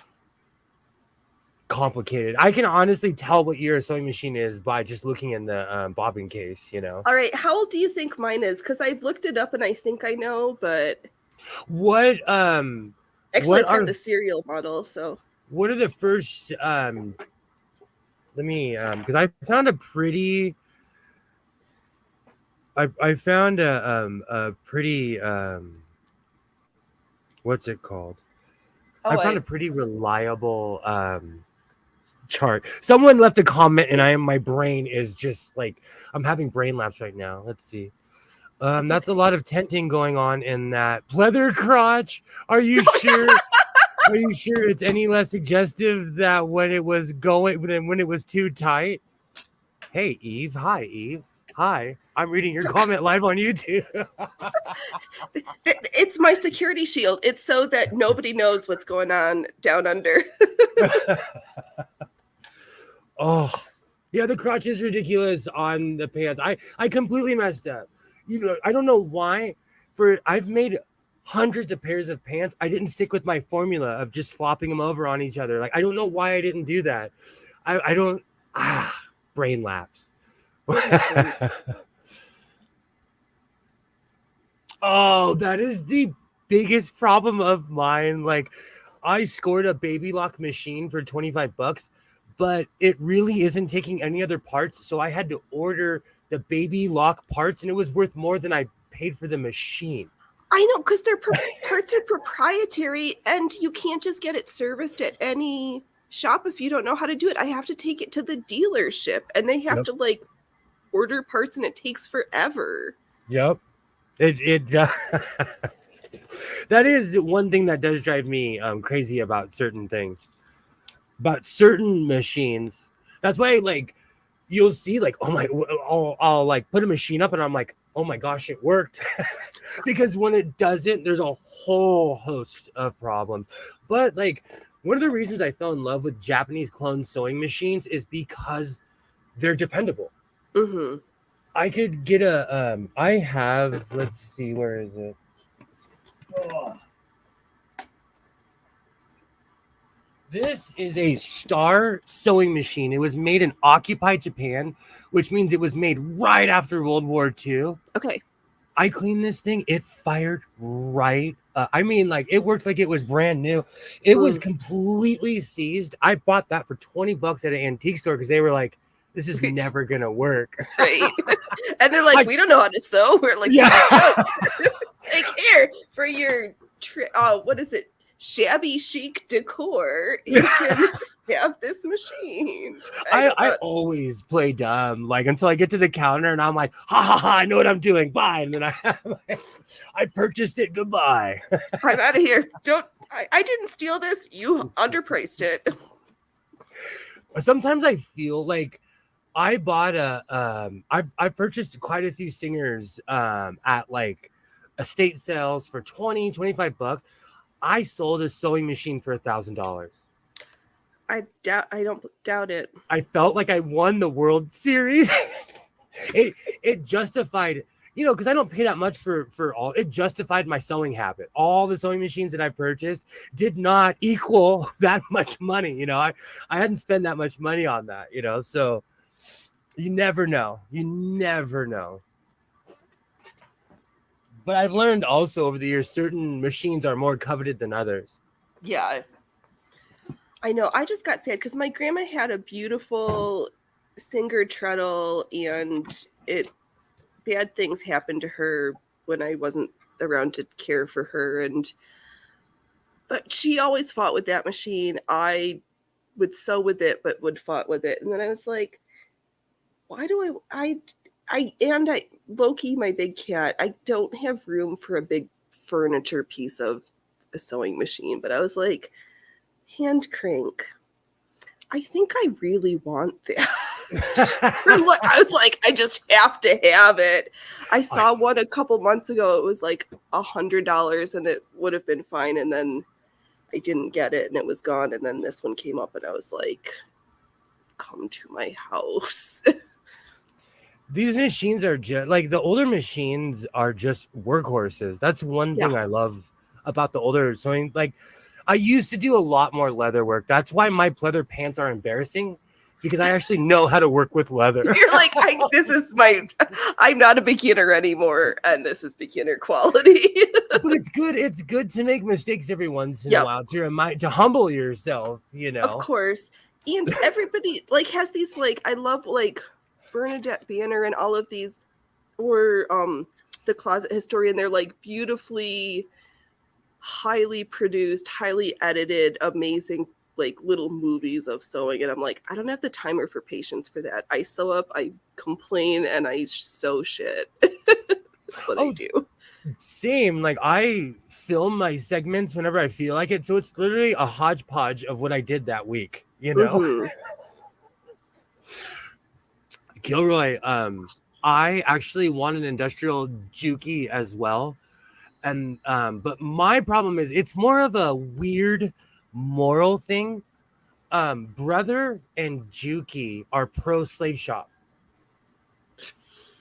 and so I watch a lot of people sewing in India and China, and you'll see a brother in a sweatshop, brand new brother. Everybody's getting paid a dime a week to make your jacket that you're gonna pay $300 for, you know.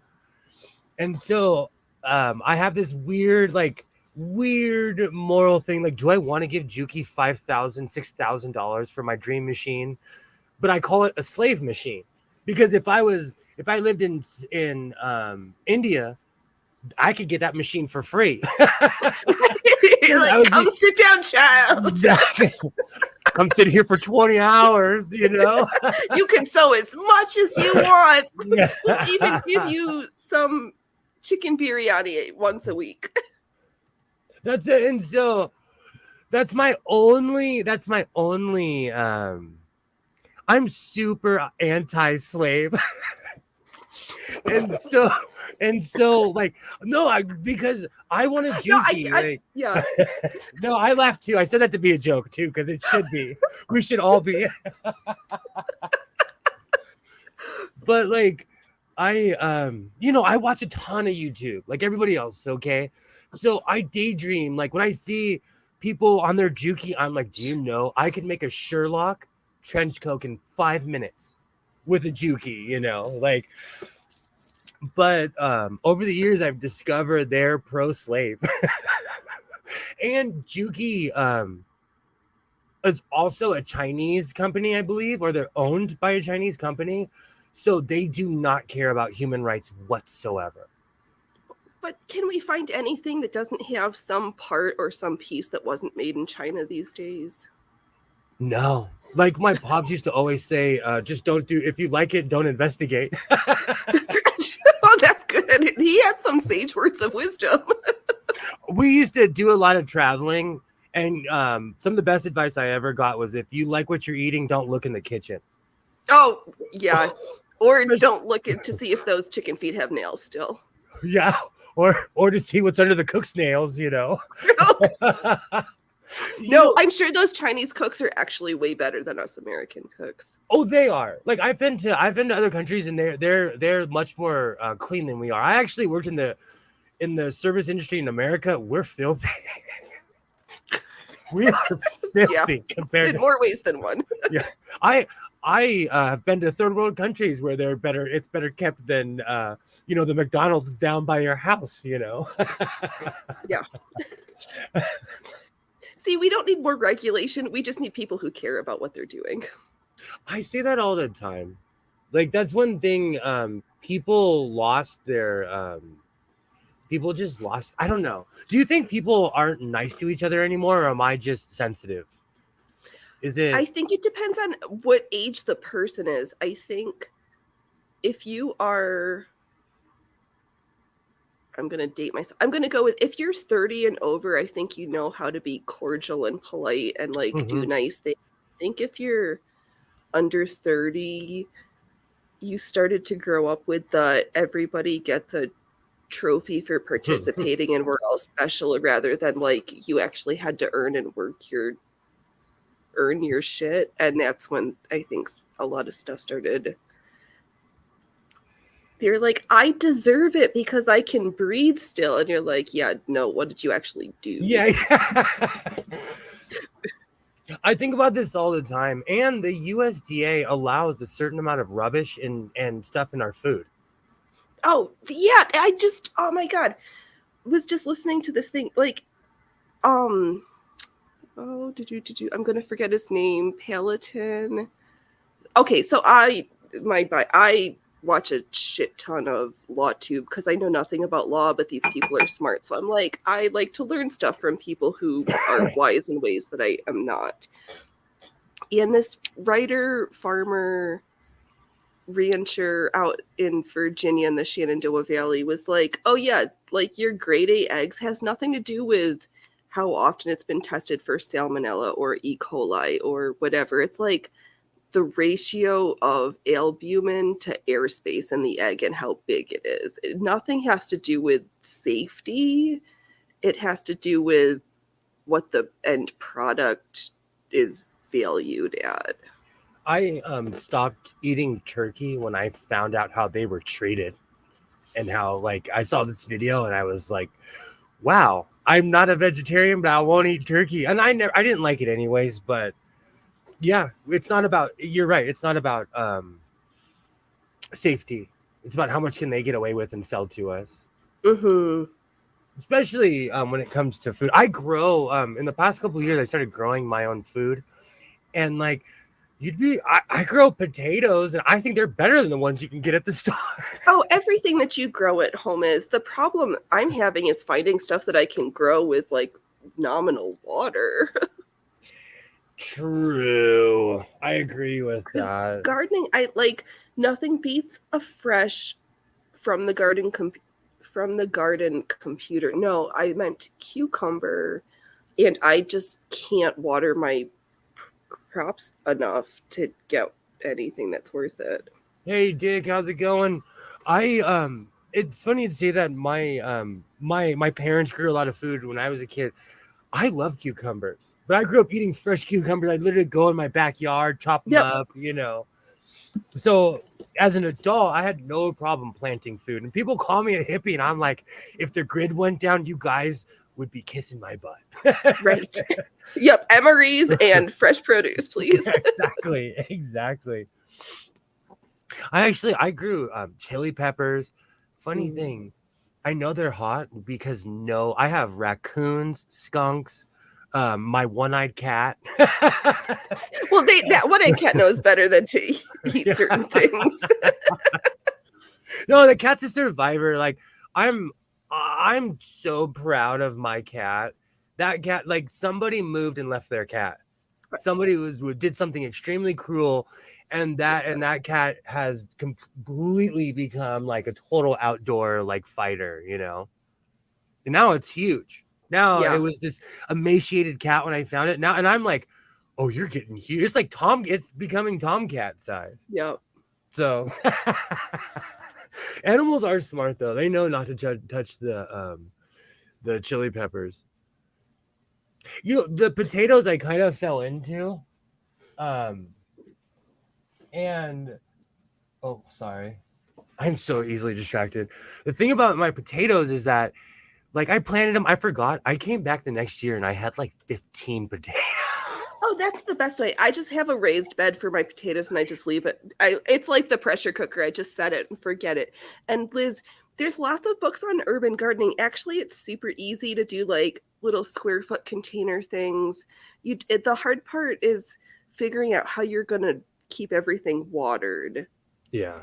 But, and I know down south in the state, there's like the community, like you rent a plot places, and I'm sure that Portland has them. I haven't looked because Portland confused me, and driving there makes me want to hurt somebody. But Downtown LA is the same way. Is it because of the one-way streets? I just get confused. And from where I am, it's just cheaper for me to fly up and take the Met and not have to deal with a car. Totally. Like, sometimes I'm just a creature of convenience. No, I'm the same. Portland actually has reliable public transit. There's quite a few cities like that, but Portland actually has reliable transit. Can you add some soil or some rock pumice to it? Will help with the drainage. I didn't know this was going to turn into like the gardening guru over here. I grew a ton of pot this year with my food, and it turned me into Captain Green Thumb. So we could talk about gardening. Like, for the first time in my life, I actually successfully grew, and I was so proud of myself. Totally, I understand, Dick. I understand. But I don't have enough water. See, that's part of the problem too here in Southern California. We have heavy water restrictions. I almost got fined. They were like, you either are growing pot or you have a pool. And I don't have it, but it's legal here, so no one really cared. But but it's the water stuff, which is what we have, like with the big industrial grows that are illegal here. It's just crazy. That gets me going though, because there's two sides to that. In a bar in, I believe it's Eugene. Is that what's down there, Eugene, next to Phoenix? Is it not Eugene? Is it Eugene? Eugene's no, I'm sorry, up Medford. in the middle. Medford. Yep. Okay, so I was in a bar in Medford. What's the name? It'll come to me. Long story short, I still have that video on my phone. Is it the country western bar that I think just went out of business? It was a rock and roll bar. Okay. They played a lot of it was like they had live bands all the time. Long story short, this guy walked in and he was like, yeah, I just got this plot of land. I'm gonna start growing, blah blah blah. He's a millionaire now. But that was before it was legal. Mm-hmm. And so he was on the ground floor, Well, because there's a lot of legal grows too, so it's not everybody being douchey. It's just a handful. But that's what I'm saying. It for everybody. This guy is one of those people that doesn't wear shoes. And he totally became like Jed Clampett style, got rich off of Paul. Right, which is super weird in the Southern Oregon, Northern California, how these like old deadhead dope smoking hippies turned into super neocon gun-toting Republicans. Like, so true. They somehow met in the middle. They just like went full circle and were like, and I like it here. That's why like that whole area is so different than Southern California or even Northern Oregon, like the politics are so polar opposite. I saw someone get in a fist fight for wearing a Make America Great Again hat. And it was another Caucasian person talking to another Caucasian person. He was like, you're not allowed to wear that around here. And I was like, I'm going to stand here and see how this turns out. I was shocked. Like, free speech is legal as long as you are not imminently causing harm or violence to me. You can say whatever you want. I don't have to listen, though. Oh, totally. That's my thing about the internet too. Like, rant away, say all these horrible things. It doesn't matter. I'm not going to pay attention to it. No, and I might have something to laugh at because the world sucks. So I need some more laughter. Totally. I love the distorted view, like, because people will only see you in this light, and then they start filling in the blanks, and they start like, and I love it when someone comes at me with some distorted view, and I'm like, wow, that's what you really think of me. Wow. I know. I'm not big. I'm still not so much of a social media nobody. Like, no, I don't think anybody's like made up stories as to who they think I am and what I'm about. I managed to tick people off, and I think it's my dude bro like nonchalant behavior. It's like, and it's because I'm from the valley of LA, so I don't pretend like I'm like a tough guy, or like, Mhm. like I have an accent for a reason. If I grew up on the other side of town, I probably would have a whole different accent. But I grew up like surfing and snowboarding, like I had the total stereotypical Blink 182 high school, like, Right, yeah. right. You're like, "No, I" oh, that was gonna come out weird, but I was gonna say, like, "No, I'm really a white boy inside." I grew up around no, I grew up in the valley, like in the late 80s, early 90s, late 90s valley, Yep, and I think it's a disservice to people who are from certain areas to pretend like I'm from there. right. You're like, I just represent me. I don't wanna be a face for your culture." Excuse me. And that's another thing, like people mistake certain performative actions for culture when that has nothing to do with, that's just an action, not necessarily oh, Liz, you're good. Liz has ataxia, and Liz and I are Liz is the only other person on earth that I know that's allergic to everything. Like we are both allergic to everything on earth. That's what the doctor told you, Liz. There's no medical advice. That I am never mind. Just gonna stop talking. Blink 182. The only reason I say that is because my friends and we thought we invented the word MILF. And then and I'll never forget, we were all sitting in, my friend, he worked at a movie theater. So in high school, I didn't pay for one movie. And we're watching American Pie, and they said it. And my friend and we both screamed, "What the F?" We thought we were so original. We thought we invented the word. Good times. Being Oh, a that's dumb gonna kid. make me think, what's that not the Blair White Project, the Blair Witch Project. Wow, that was out of left field. Good The or Blair bad? White Project would be for her Blair to move out of Hollywood since she hates it so much, but she lives She's living in literally. Texas now. Okay, good. She lived in the heart of Hollywood. I mean, like in gay central USA, and she hates all these things, but she Right? lived in like Holly. If you're a hardcore Republican, don't live in Hollywood. Yeah. Don't. Right. Regardless of what you're packing or not packing, just Yeah, don't. yeah. Hollywood is see, and that's another thing. Like in LA, it's not rare to see non-binary, and I'm sure it's the same way where you live, or a trans person. It's normal here. No one Right. trips out or Yeah, nobody cares. yeah, Just no one cares here. You know, it just sometimes depends on what bathroom you're going to go into, but that's a different issue. oh, Now we're same being here. degenerates. Exactly. So my whole point is like, now I have Blink 182 stuck in my head. Well, it's better than Green Day. I actually saw Green Day when they were still punk, and they weren't like, and before they were super famous. They were famous, but like they were still, like going to like the Key Club, place where there's only like you can only fit 100 people in there. I saw.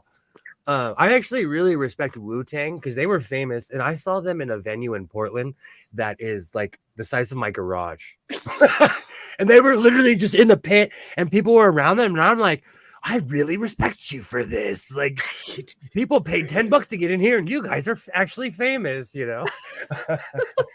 Okay, now I've got teenage dirtbag in my head, though. I'm just a teenage dirtbag, baby. I saw this thing. I waffle. I'm gonna bring it up. I waffle back and forth about the Kardashians, okay?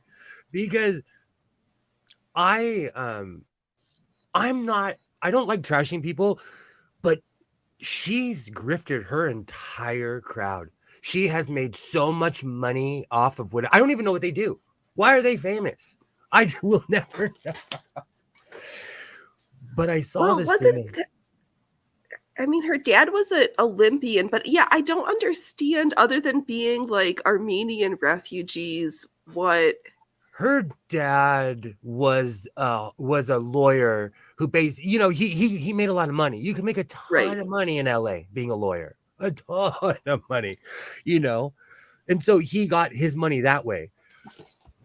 And because he was best friends with OJ Simpson, that's really what made him famous, Mm-hmm. you know, because it's more about who you know.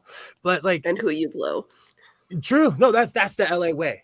Like that is truly the LA way. And freaking I waffle back and forth because Kim Kardashian like went from like having a sex tape to being a billionaire.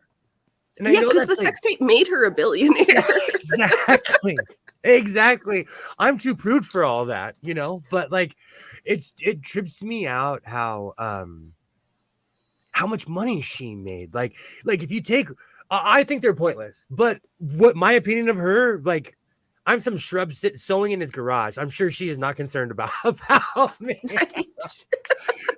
She is not concerned about my opinion. No, but did you hear that Kanye has a new Australian wife? And I haven't seen her, and I'm like, does she look like Kim K or not? She looks like if it's not her twin sister, it's her cousin. Right. And I think it was like a business associate of his. I'm gonna be nice when I say this because I live in the land of plastic surgery. People pay to look like Kim Kardashian. Oh yeah. That's pretty much the nicest I've ever said. I usually have way harsher words, but it's If not you can worth afford it. I say this because I'm from here. I'm not anti-plastic surgery, and I knew someone that got in a car accident and their nose was completely smashed, and they had to get plastic surgery. You know, and it Yeah, made them look. there's legitimate medical reasons to undergo procedures, and if you want to change yourself, like, what is it? Ollie London spent $100,000 so that he could identify as Korean, and then is now detransitioning from being Korean. I am so glad you told me the end of that story because Ollie London just infuriates me. Okay. I Yeah, felt he like, decided he's going to be London again. oh my gosh. I fall down rabbit holes. I'm like, I shouldn't be watching this, but I'm gonna watch it anyways. I know all about Ollie London. Like, I saw a video where this young British woman was like, "I'm black. What is wrong with you? Like, what is wrong with you, young man?" She was like, "If you ever get bored, type in Ollie London." And you know what? To his or their props, he would go up there and like take it from these people. I don't like if you don't like me, stand over there. I don't want to hear. I don't want to hear. Do you think he's having regrets about going the full Korean, about having his downstairs area made smaller to be more Korean? I think nowadays, instead of someone pulling you aside and being like, "Hey, maybe we should think about this." Right. People, we are like that's one of my biggest beefs. I we live in a world of enablers. Like if I have a bad idea, I want someone to tell me like, "Hey, don't get your ears pinned back, fool." don't don't do that. You had that pierced 20 years ago. Do you want it pierced again? Like think, you know. I have crazy ideas sometimes. I need someone to check me sometimes, you know. I'm still thinking about making my own parachute and jumping out of a plane. It might be a bad idea. Yeah. Doesn't the FAA have like safety regulations? You have to Yeah. like have some third party safety testing on that. Yeah. I've been looking into it, and there's nowhere legally that would let me bring my own equipment. Let's just put it that. Yeah, fair. I think that seems reasonable. I mean, seatbelts, homemade parachutes. Okay. Well, I got inspired because the Apollo suits were made by someone's grandma, you know. I can't remember what Apollo they were. So I'm like watching this documentary, and then my brain started getting louder over the documentary, you know, and I'm like, hey, I could I could jump out of a plane. Hey, mister, how's it going? You know, I never really got into the Kardashians. It just was never my thing. I have a morbid curiosity with people who, um, in today's world, people get fast really, really, really. I mean, they get rich really fast.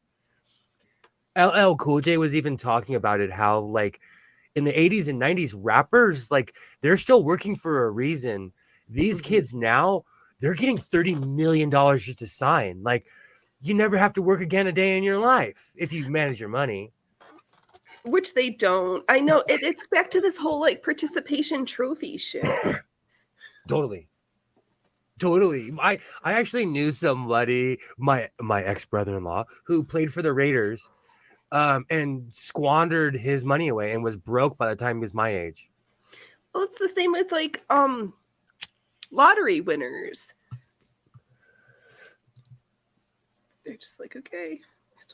So true. I think about that all the time. Like, I still want to build my sure I have. See, but building a car is different though, Carol. I've done it with hundreds of dollars. Just buy parts one at a time. Just go to the junkyard and you're like, hey, this is not rotted out and rusted out. You can come home with me. They'll pay you to take the parts. We have a you pick 'em here in Southern California. We have it's called You Pick 'em Parts. It's literally just a sea of dead cars, and you go out there with a toolbox and you say, hey, I pulled this, and they weigh it, and you You're like, all right, we sell by the pound here. Well, at least it's, but that made me think about the Canadian woodshop teacher with the giant tracts of land that were prosthetics.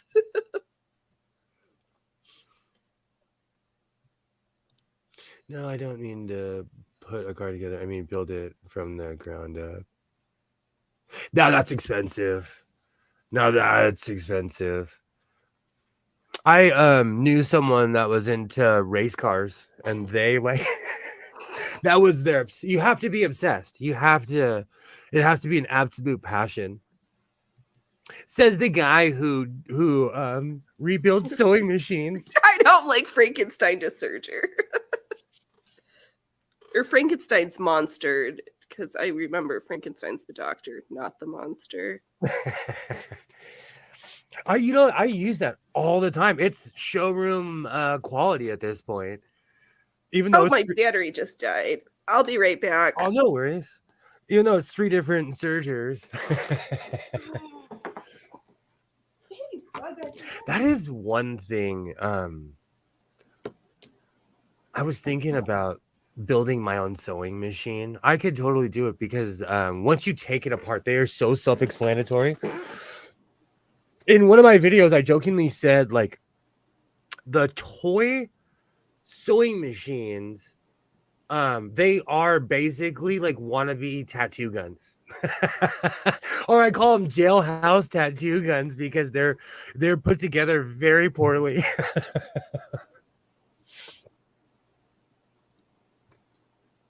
I'm also thinking about how I can use my air compressor to power a sewing machine.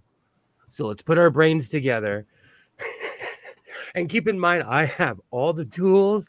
I literally have a 17 gallon 150 psi tank right next to me. But I so far all of my tests, I have a test sewing machine that's only parts. Every time I fire it up, it goes a little bit too fast. So I have a prototype of an air-powered sewing machine. And for anyone who's wondering, a lot of the 1980s Singer sewing machines had pneumatic pedals, so they were powered by air anyways. I was thinking about that too. I can't be the only person who's thought of building a steampunk sewing machine. I do stay up at night sitting around thinking about it. Because I have access to the shop at my job. There's all kinds of cool coils and stuff that I can play with, but Like I said earlier, I'm trying not to explode. Yeah, no electrocution, no explosions. Because you don't want to be like the family who set a forest fire by having a gender reveal party. I'm still mad at them. I'm still because gender reveal parties are dumb, and yeah. So I said this like 20 something years ago when people started being like, let's have the white party. Or let's have the green party. I was anti that, and it has morphed into burning down half of Southern California for gender reveals. Sometimes I feel like that's the digression of the human race. Like we are literally digressing in real time. Yeah. Yes, this is the end of Western civilization as we know it. I feel like we're on the final season. I watch these two guys that they say it so much. I'm like, you need to stop saying it. You're getting in my head. But they're always like, oh yeah, we're on the last season of America. Oh yeah, I'm like, I don't want to hear it. I think so. I mean, the last season of the world, because what Europe has is like Germany's chopping down their forests because they can't afford heating fuels from all the oh my gosh pipelines. Like it's just a mess. And the Amazon, if you ever like look up the Amazon, it's just depressing. They just now got a president that's going to stop a lot of the madness. Mm-hmm. But they've pretty much chopped down the lungs of the earth. Right, because Banana Republic, woohoo! It's not just about the clothes. That's one reason I feel less guilty for making my own clothes, because see, but the problem is, like, where does the fabric come from? Because I know in India, they're destroying their own natural resources to sell us clothes. I actually, in my early videos, I was trying to like be like, hey, I make clothes because fast fashion is going to kill us all. No one cared. So I stopped talking about it, but it's true. Like, certain countries have destroyed their own natural resources to sell us cheap clothes. Mm-hmm. There's even certain types of denim I won't purchase.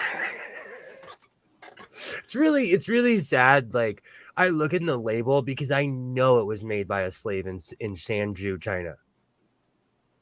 You know, like, even do you have a dollar store or like a Dollar Tree? Or I do.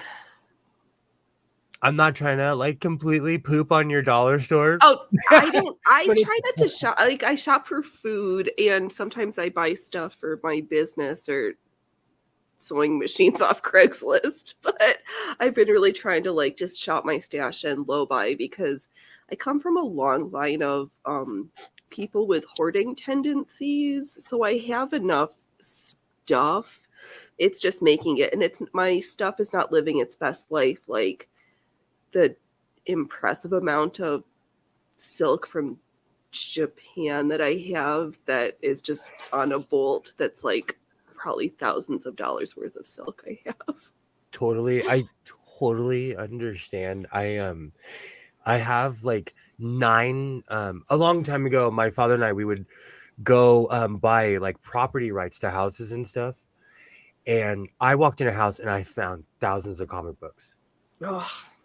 And I started selling them. I made a ton of money. It became a chore and a second job. And I just was like, no, I have thousands and thousands and thousands of dollars worth of like Spider-Man, the original, this and that, sitting in that room. There's literally sitting in that room in long boxes. And I was talking to somebody, and they grabbed their computer and they're like, let me show you something. They had them all on the wall, all nice. And they were like, oh, and I'm like, oh my God, I'm a hoarder. Like, I'm just a hoarder. Like, I get it. Like, that's why in a lot of my videos, I show my my storage unit, because I want people to know. This is like an AA for hoarders. We're like, yes, I am Phoenix. I have hoarding problems. I always tell my son will always ask me, like, why do you bring me with you to the storage unit? I'm like, in case there's a trash avalanche in here, you're going to grab my foot and pull me out. Or you at least can call the fire department to come get me.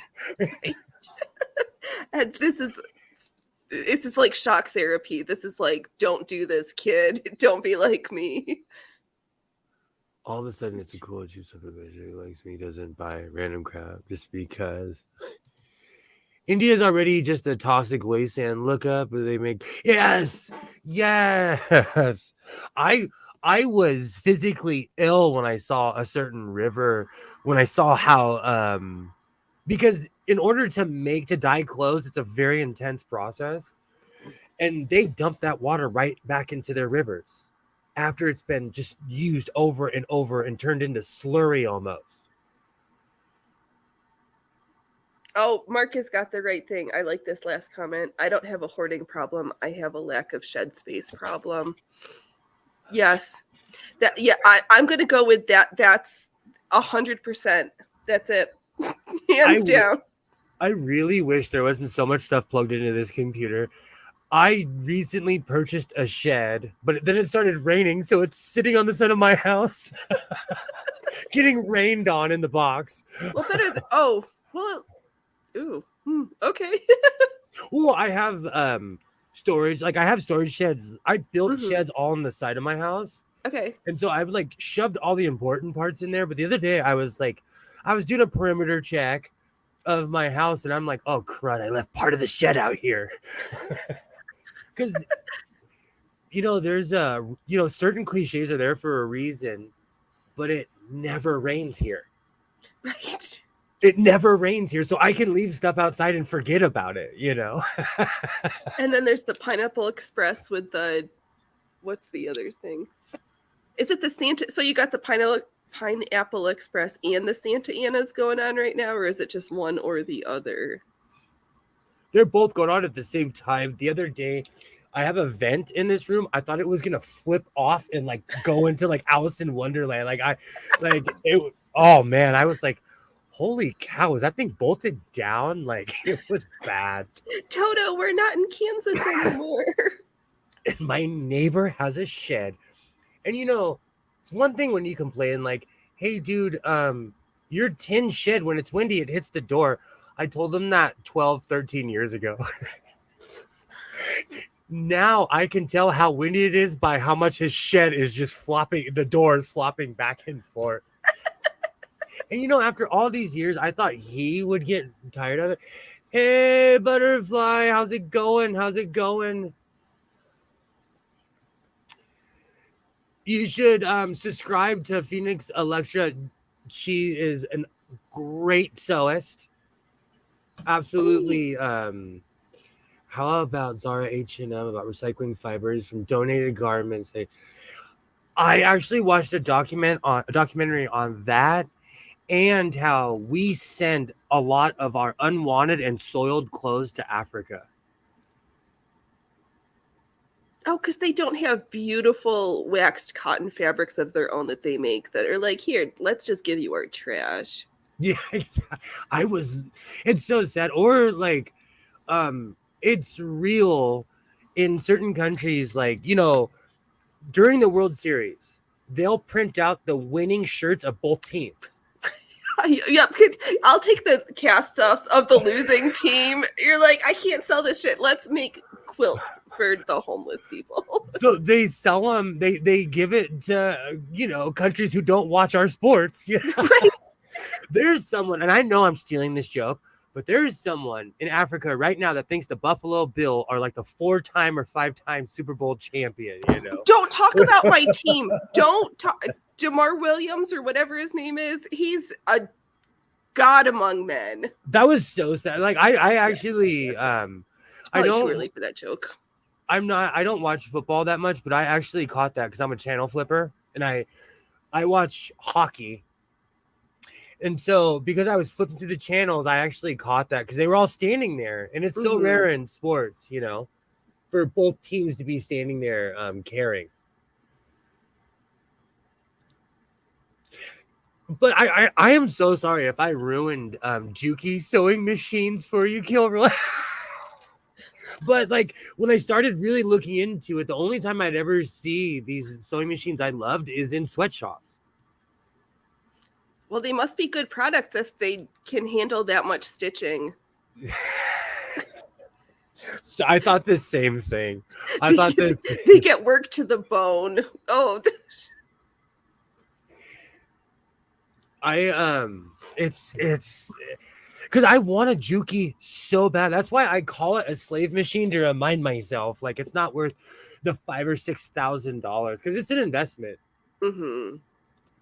Because I want I call it the YouTuber sewing machine, I know, right? Because but it's the I made it. It's the I finally have made it. So but also like I've made it to have enough room to house that sewing machine because it's a huge piece of furniture.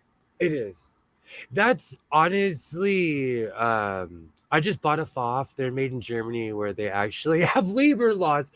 They do, and Germany has this rule where Chinese companies are not allowed to come in and duplicate their products. Mm. It's this weird thing. I'm Mr. Sewing Machine. And I watched the weirdest documentaries, and Germany got tired of their products being copied, so they passed this weird law where certain, and it's not just China, it's certain companies, they copy everything. So if you make something, they have the money and the infrastructure to make it cheaper and make it not better, but 100,000. They'll make the knockoff version. Right. What I can't make up in quality, I can make up for in quantity. And I think sometimes online, I feel like we don't do a service sometimes because I'm like, hey, I made this coat. They don't see me at 2:00 in the morning like, oh crud, I made a mistake. I have to start over. Why did I do it? Stitch Ripper? Like there's certain parts I don't show because I'm like yelling at like, why did I do this to myself? Or like because I'm so ADD, I'll look over while I'm sewing and I'm like, oh, that was a mistake. Oh crud, it really was a mistake. Like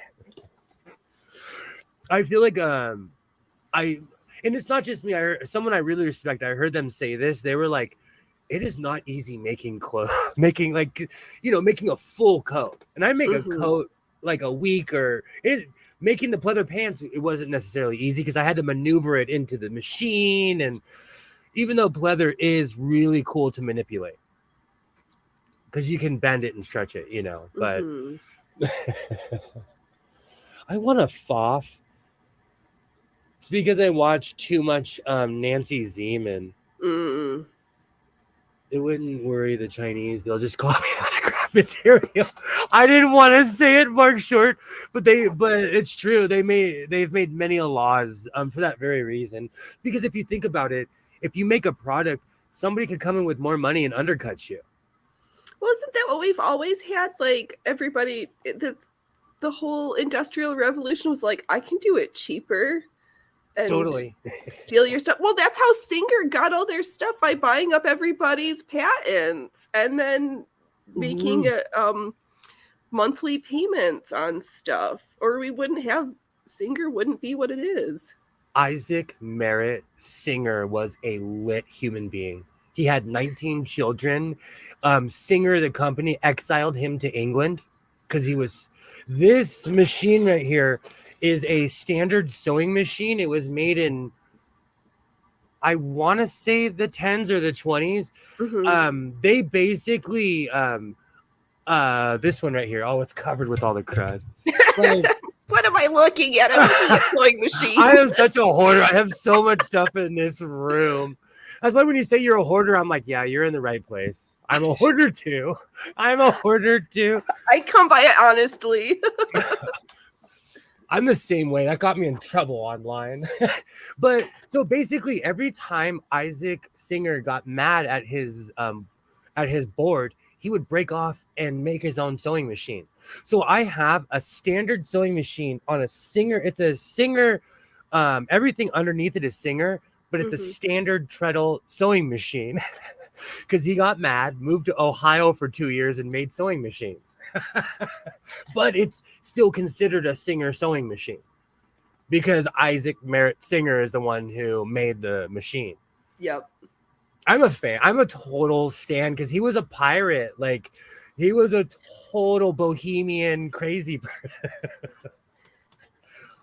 I'm a fan, big fan. Yeah, that was some ingenious of like business marketing to be like, we know this is a huge investment. We're gonna buy up all your patents and like, give me the money. Pop metal little break in transit. What is pop metal? It's just cheaply made metal. Like Okay.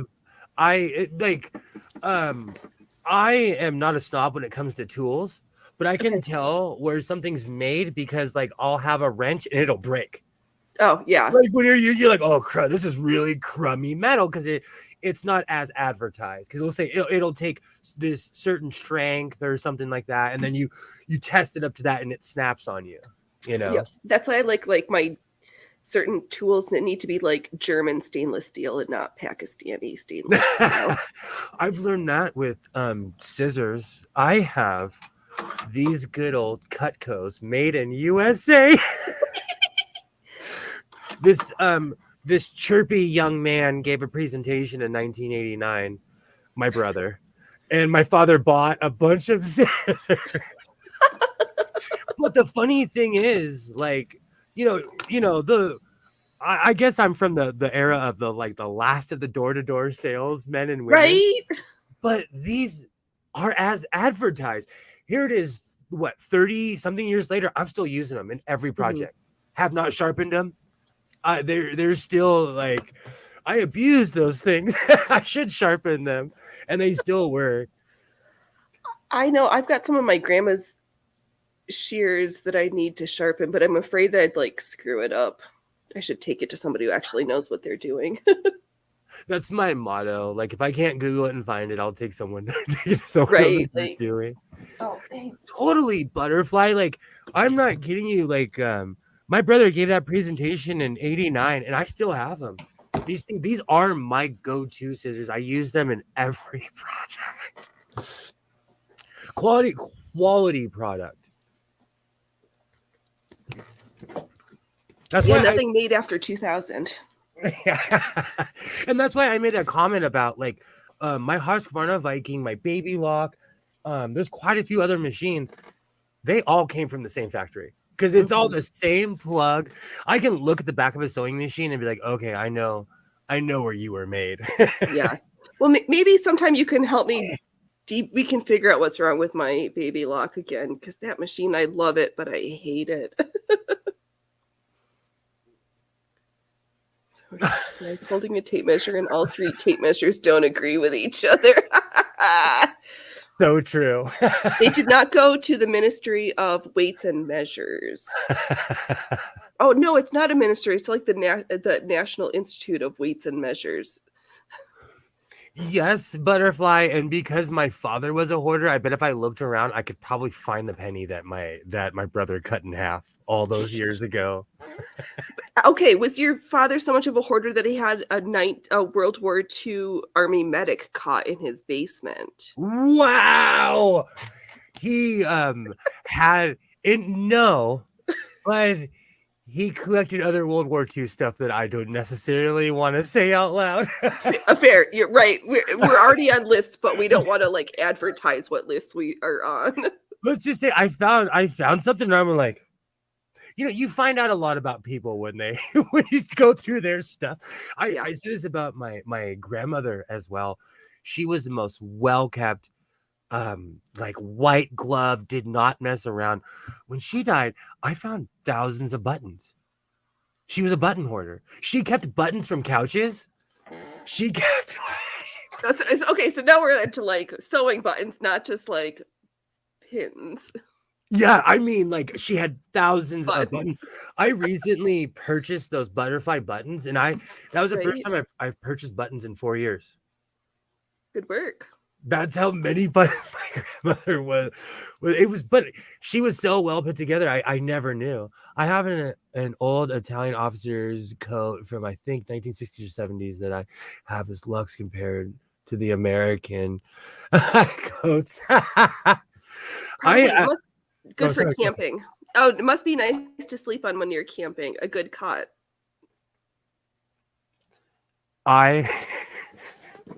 I had a excellent cot. My ex-wife threw it in the trash. She didn't. I loved it. I loved it so much that like I was so single for so long. I loved my cot. It was like I sleeping on air. I loved that thing.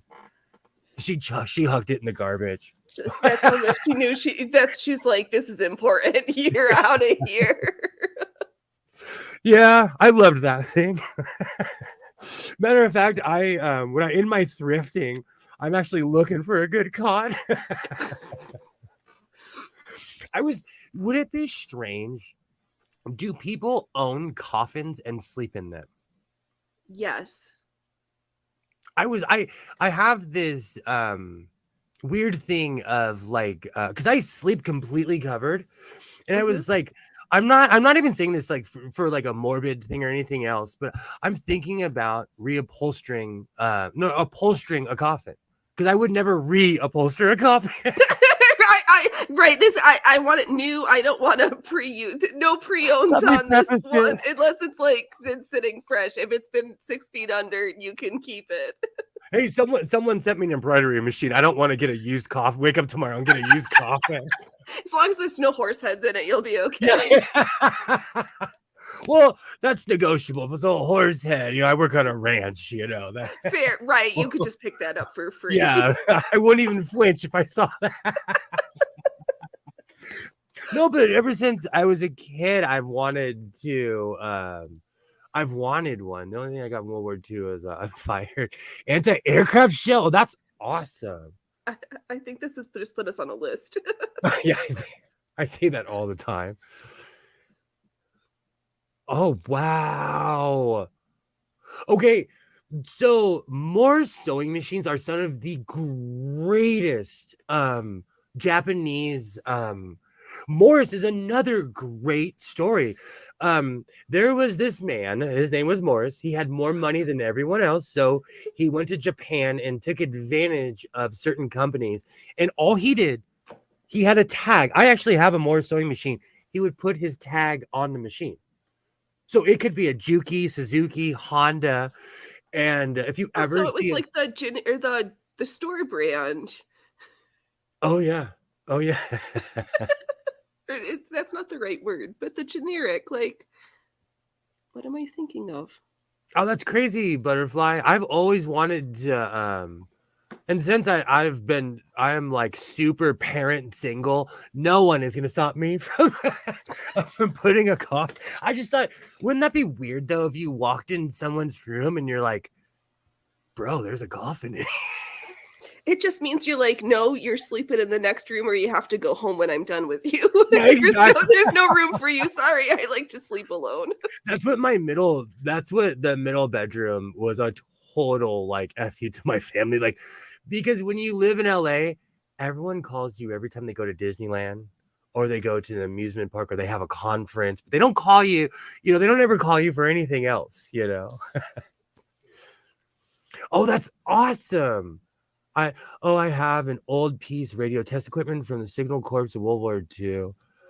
I have because my father was a Vietnam veteran, I have a bunch of like World War II and Korea era stuff. And he loved collecting bayonets and like all kinds, I'm not of the warrior class. So, those things aren't necessarily, they don't blow my kilt up,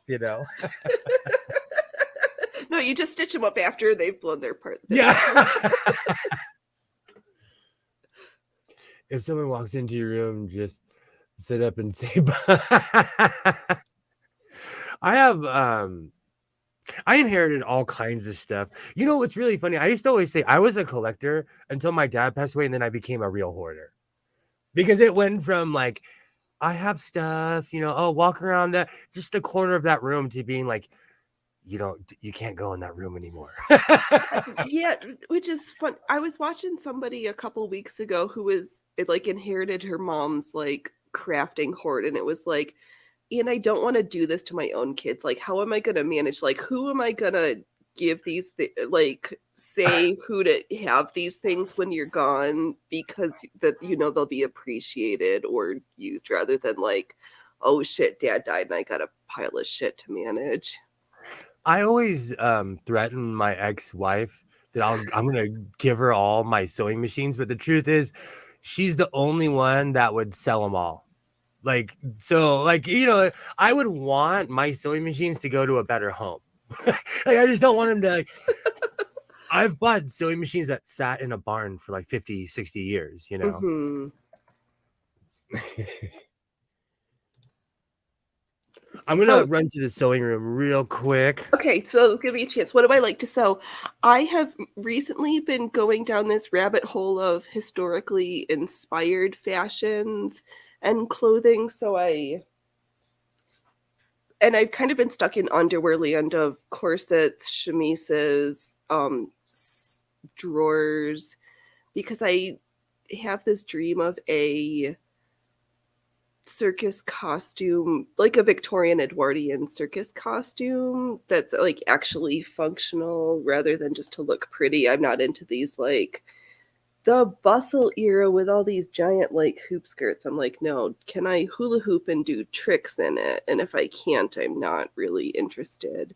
But I've started just hacking up pre-made clothes into making it something that I actually enjoyed wearing, that I just had no fear, because my grandma used to, when she was a young lass back in the day in the old country, would walk down the streets of Warsaw and see all the beautiful shops and not be able to afford the beautiful clothes, but would come home and make things. So I have a couple of pieces that she made that are just, the tailoring is impeccable, the stitching is beautiful, and there was just this expectation when I was little of like, you will quilt or cross stitch or crochet or knit or sew or some combination, and I am now a multi-craft hoarder. Thank you very much. There's nothing wrong with that whatsoever. No. I don't spend all my money on drugs and late chicks or gents. So I every time, I haven't done it in a while, but back in the day, a couple of years ago, like every time I'd buy a sewing machine, I would send Liz a private message, still cheaper than drugs. Still cheap every time. Every time. Less than therapy. Yep. Like, look, I scored. Look, I scored. This is covering up for something, but I don't care because it's fulfilling a hole. Look, I scored. Right. I'm emotionally spending and filling needs of invalidation and inequity by acquiring some beautiful thing that I'm going to do some shit with later. I miss, and part of the hunt of like hunting for sewing machines, I would get in my car and drive to the coast. And so I'd spend a good day by myself with myself. Like, Mm-hmm. and after a while it became, because I'm a Monday through Friday parent, and on the weekends, my son goes with my ex-wife. And like, sometimes you have to remember that you count when you're a parent, like you count too. Yeah. I spend a lot of time telling folks, like, even once you have kids, there's a pyramid, but you have to always be the top of your pyramid, because if you're not taking care of your needs and showing them how to, modeling eating good, exercising, self-care, they won't learn how to do this. You have to show them how from day one, and not be like, oh, precious child, you're above everything. You're like, no, I'm still above everything. That's one thing. My son, I'm so proud of him. He makes great choices at the grocery store. I'm like, I'm gonna get chili, cheese, and bacon, and he's like, I'm gonna eat a salad, because, and I have to say, this younger generation, I always say, oh, propaganda works, but they do not smoke nicotine like my generation did. Yeah, it used to be cool, and now I feel like you look like a villain. Yeah. It's like having the android on the Marvel movies. You're like, oh, you're the bad guy. Exactly. Oh man, even here in good old liberal land, you light up a cigarette, people are like, they get out their measuring tape. Are you 100 feet away from the door? I quit smoking nicotine like 4 years. I quit counting like 4 summers ago, but it's like 4 or 5 years I quit smoking nicotine. But people, they get evil. when you light up, they look at you like, and I understand, but when we demonize certain things, it's then how, don't even get me started. Because I was going to say, how's it legal? But in certain states, it's illegal to smoke pot, but you can smoke cigarettes and get lung cancer within 20 years if you smoke every single day, you know? Yeah. Or the good old days of going to a bar and having a smoke. I lived in Oregon right before they changed the law. Right before that's that was one of the reasons I had a compulsive gambling habit up until 2020. I would drive to Vegas on the weekends. And the problem is that and I know and I don't think Vegas is rigged, but I started winning. And then they comp me, and then they're like, "Hey, this guy keeps coming back. Let's give him a free room. Let's send him to the Frank Sinatra show." Right, because they were like, sucker, we can make money off of this one. And that is one thing about Las Vegas. I showed up looking like Willie Nelson's illegitimate child, and they treated me like a king. They treated me, I with my cowboy hat on, my Boot Barn boots, they treated me like a king. But like being isolated, it taught me that I had to deal with my issues. I liked just traveling. Mm-hmm. The gambling was just a byproduct. I loved being out in the middle of the desert, buying a sewing machine in some no-name antique store for like $20. That it was the chase. Yep. You know, so I started branching out and going around Los Angeles, and I love my thrift store adventures. I meet just awesome people, real people. Mm-hmm. You know, I still love that. You sew, like I'm such a geek. I pull out my phone and I'm like, look, I made a coat and I actually lined it. Look. Ooh, fancy. But did you use the horsehair braid interface thing? You know, I've only got a couple snobs. I've said this in a bunch of my live streams. People have unsubscribed because I use 3-in-1 oil and good old WD-40. Like people have been like, what is wrong with you? So did I make the wrong choice with this one? No. Go ahead.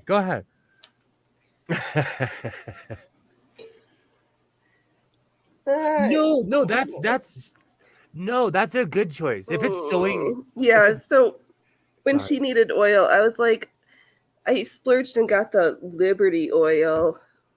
It's good stuff. No, if it's sewing machine specific, it's good stuff. I use the same stuff that people use on car parts, and quite a few people have gone off on me. Like, yeah, I think I'm sure it's all the same, but for Brunhilde, I was like, only the best for my baby.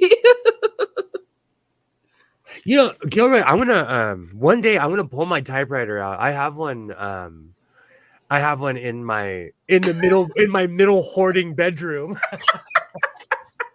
The room doom.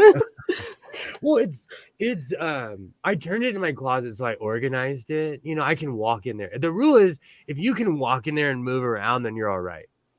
Yes, there's no newspapers stacked up to the ceiling and piles of books and Mount Laundry in the other corner. A couple years ago, I had a good neighbor. Someone I made the mistake of moving back to my hometown. And I say that because I was gone for a good like 10 years and I moved back to my hometown. So I had a neighbor who turned into a real hoarder, like one that you see on the show hoarders. Like her house, when she finally gave in, I mean, full 30-yard dumpsters. It took 9 of them to empty her house. And that was just trash. That wasn't like furniture or anything, you know. When she gave me, like, she had, I think, 20 years of bottles and cans on the side of her house. Oh God. Cha-ching. I pulled up, the recycler guy was like, look, I'm gonna give you a couple $100. He was like, because I'm not gonna weigh this, you know, this is like you. I can't just give me the money and run. Because I usually show up with, my Pepsis and water bottles, but I showed up with my big giant truck filled, and he's like, "You hit a gold mine, dude." Yeah, it's called The Lady Next Door. But now that she's passed, I can say her name. Diane had a real problem when I was helping her. She brought the trash can in her house. Every single item, she would stand over the trash can like this. And I was like, okay, this is psychological. Like, and it checked me. It checked me. So I learned to throw, like, if something's broken, I chuck it. If something's like beyond repair, I'm like, all right, I'm either going to send it to a better home or I'm going to give it to the dumpster. Like, I've learned over the years to not hoard trash. Mm-hmm. Yeah, absolutely. Because I have stuff. I mean, my grandma had some experiences and had more tchotchkes than the Metropolitan Museum, but everything was like dusted and impeccable and like beautiful looking, but it was still like an entire closet filled with shoes or more knit sweaters than I could wear a different sweater every day for a whole year and not duplicate one. Totally. And that's, you totally reminded me of something when when my grandma, we were going through her stuff, I found a bunch of fur coats. And I kept one. I brought it to my mom. I'm like, I don't know what to do with these. Here, take them all. Like, I have no idea what to do with these. Yeah, I kept one just because like, who owns fur from the 40s anymore? Totally. I have my grandparents, after my grandfather was in World War II. Mm-hmm. And after World War II, he refused to fly in a plane because he was there on D-Day. And he literally never got on a plane ever again. He took my grandma around the world on cruises. Ooh. And they went to Russia. And in that closet, I have one of those Russian, it's like a standard coat, but it's got the big Russian fur. Yeah, it's old school. I love that. I call it my pimp coat. I know. You're living someplace hot. Do you sometimes like take it and just stick it in the freezer, like how they used to keep like nice furs supposed to be kept in cold storage? That room has blackouts and everything. Okay, so it's you got some like anti-moth stuff. Oh man, I have new age mothballs. I have all kinds of stuff. If you have anything else to send me, like, but I don't know. I'm just thinking about your prized garments. Oh gosh, yeah, especially like the early stuff when I didn't know how to line because it's thin. Yeah. When I didn't know what I was doing, I'm like, look, I made a shirt, and it's like, don't lift the arms up though. Right, because it's like rip, and I can't lift. What do you mean you're supposed to put gussets or like shape your arm sleeves? What is this? I'm a T-Rex. And the funny thing is, like, I learned the traditional way, but I'm impatient. So, like, my grandmother and my father would try to teach me something. I'd be like, yeah, stitching. And I would walk away, And now you're like, why didn't I pay better attention? Years later, I'm like, why did I not pay attention? And that was a good thing. I grew up around, like, my pops was total stereotypical Vietnam vet, but he sewed. He was total tough guy, was into cars, motorcycles. He worked for NASA. He was an engineer, but he loved sewing. So there was never like a stigma behind it of like, this is less or more manly, Well, and I think at least in military traditions, that was always that way. Like if you were in the Navy, you knew how to sew. Like you were repairing ropes or ship sails or darning your socks because foot rot was real. So it wasn't a gendered like, ooh, you're doing something girly. You're like, no, this is a survival skill. Oh, totally. Because that's one of the big clashes I get with people online sometimes, because they like think they step to me a certain way. They're like, oh, you sew, you are instantly in this category, and you're this, and this, You're like, I'm not an incel because I sew. Yeah. No, this is like, this room is the most peaceful place on earth for me. I come in here, I can watch all my propaganda and all my stuff. I have all my screens. I have all my sewing accessories. I had so much stuff that it's weird to have all my stuff in the same room at the same time. You know, like all my sewing accessories. I go hunting. I'm like, oh, I know I have that somewhere, but I have like 3 rollaway toolboxes with sewing supplies. And I of course I made a video about it because I'm an attention whore, but I have like these empty toolboxes of just tons of fabric. I have this evil plan of, and I'm not a quilter, but one day I'm going to make a giant quilt. I have one started that's like actually probably at this point like literally 20 years in the making, and I'm just like, maybe I will break out the quilting foot for this machine. And I started one, and I'm actually impressed. Like there's certain stages where I didn't know what I was doing, and I look back and I'm like, ignorance is bliss, because that is beautiful. I had no idea what I was doing. And then you know, but then I had the damning eye, and I'm like, oh, that is kind of bad too, you know. So well, we're always our worst critics. Totally. Like we were saying earlier, like no one spots the mistakes except for the one who makes it, you know? Yep. And so I keep my scraps and hope that one day I'm gonna make a car cover of a quilt, you know, like gonna start making tree quilts. Like those ladies who knit them for their. I have this weird vision. Like I made these Klingon. I'm like pointing like you can see them. I made these Klingon flags a while ago in a video, and I have this plan on making like a 20-foot flag because I have the room, but I'm just trying to maneuver. I would have to have like people hold it as I put it through the sewing machine, you know? Right. What did? Or I'd have to be so elevated. I'd have to be so elevated where it was coming down off the machine as I'm pulling it. Yeah, how did she do it? This woman, Constance McKenzie, repaired a World War I camping tent, and she trucked.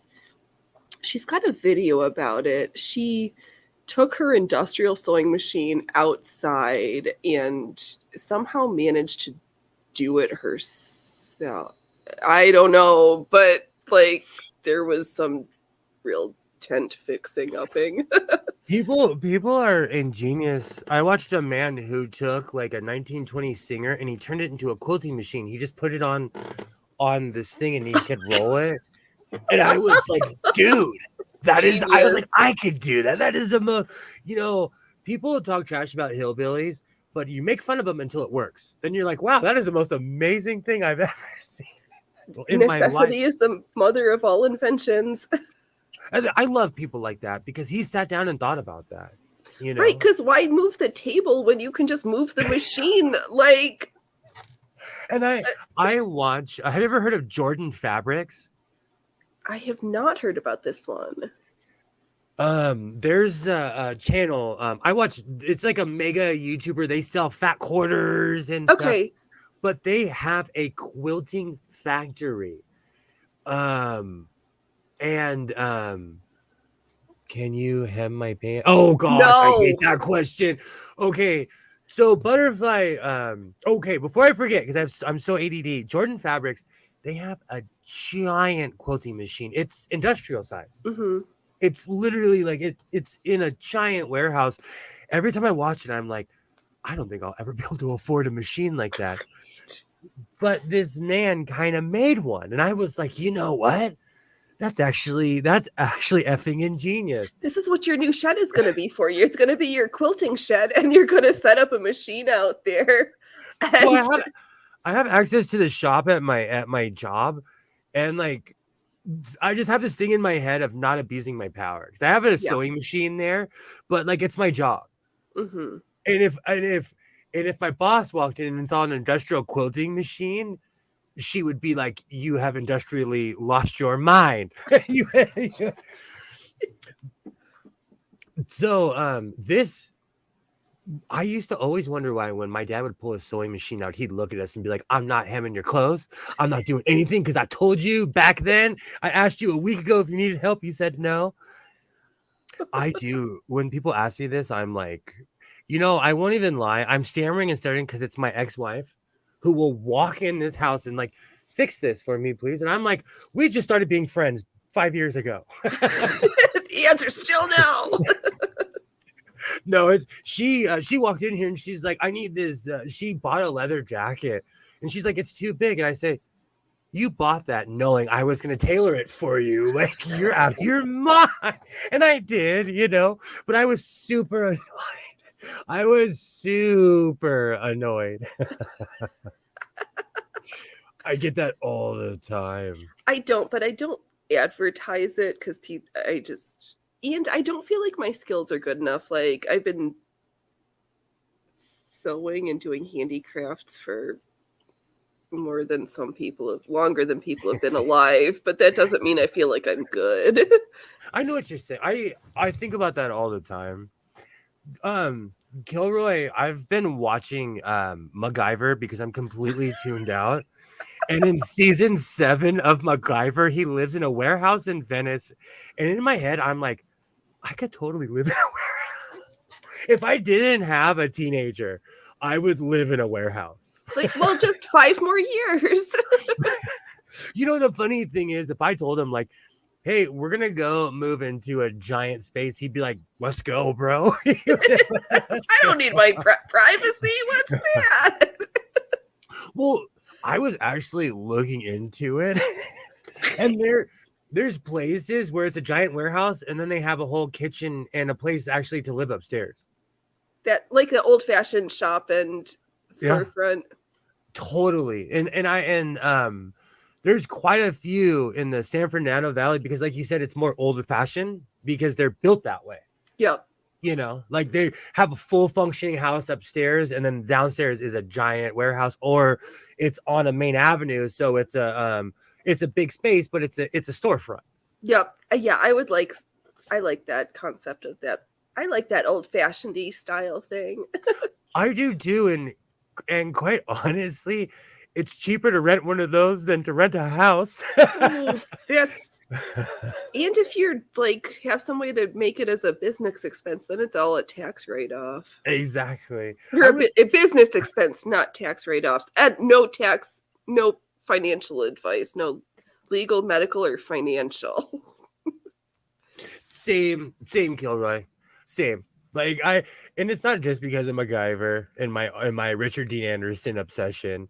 It's just because I freaking I feel like if I had that much space, my creativity, I'd be 10 times more creative. I see everything. My problem is like all my stuff is tucked away and I forget about it. Like I need to literally have stuff laying around or in clear baskets so I can see what I have. So same. I recently put a sewing machine right here. I used to have my Nelco N100 over here, and there it is. Hey, baby. So, okay. So it's good being here, but it's really cut my space off. Right. But I have so many sewing machines in here that I don't have any more room. And like you can't see it because I'm from LA, so it's nothing but lights, glitz, and camera tricks. But on the floor in the middle bedroom is lined with sewing machines. And I don't do New Year's resolutions, but I will not purchase another sewing table this week. Right, because January is only Monday of the year, so we haven't broken any resolutions yet. The problem was, like, I drive a Ford Flex, so my soccer mom car, it can totally fit a sewing machine in there. But that's how you measure which car to buy next. You're like, can I fit a whole table in here or not? I fixed my truck, and it's 25 feet long. So it's just, I go on hoarding expeditions. I'm like, oh, I need this table. I need this. And like, I recently bought like a dowry chest, and I looked it up. It's a chic dowry chest. But it didn't come with the bride, so you missed out. I thought it was beautiful because it was hand painted, and I only got it for $5. Oh my God. Yeah, like my local Goodwill did not know what they had, and and the picker in me was like yoink, and my local Goodwill, I'm famous for waddling to the counter because I'm carrying a table or a. I am famous in my hometown for like, hey, I'm skinny, but I will drag this thing to the counter. You need to just bring your own sold stickers and put it on the table and then be like, hey, I'm buying this. It's sold to me. I'll bring the truck around back. Will you help me move it?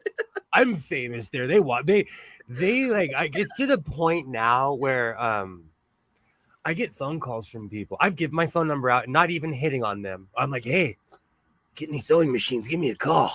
I don't need it. What do you mean? Sewing machine. So true, Kilroy. So true. I was so proud of spending $5 for it. It's hand painted. I love it. I absolutely love the stinking thing.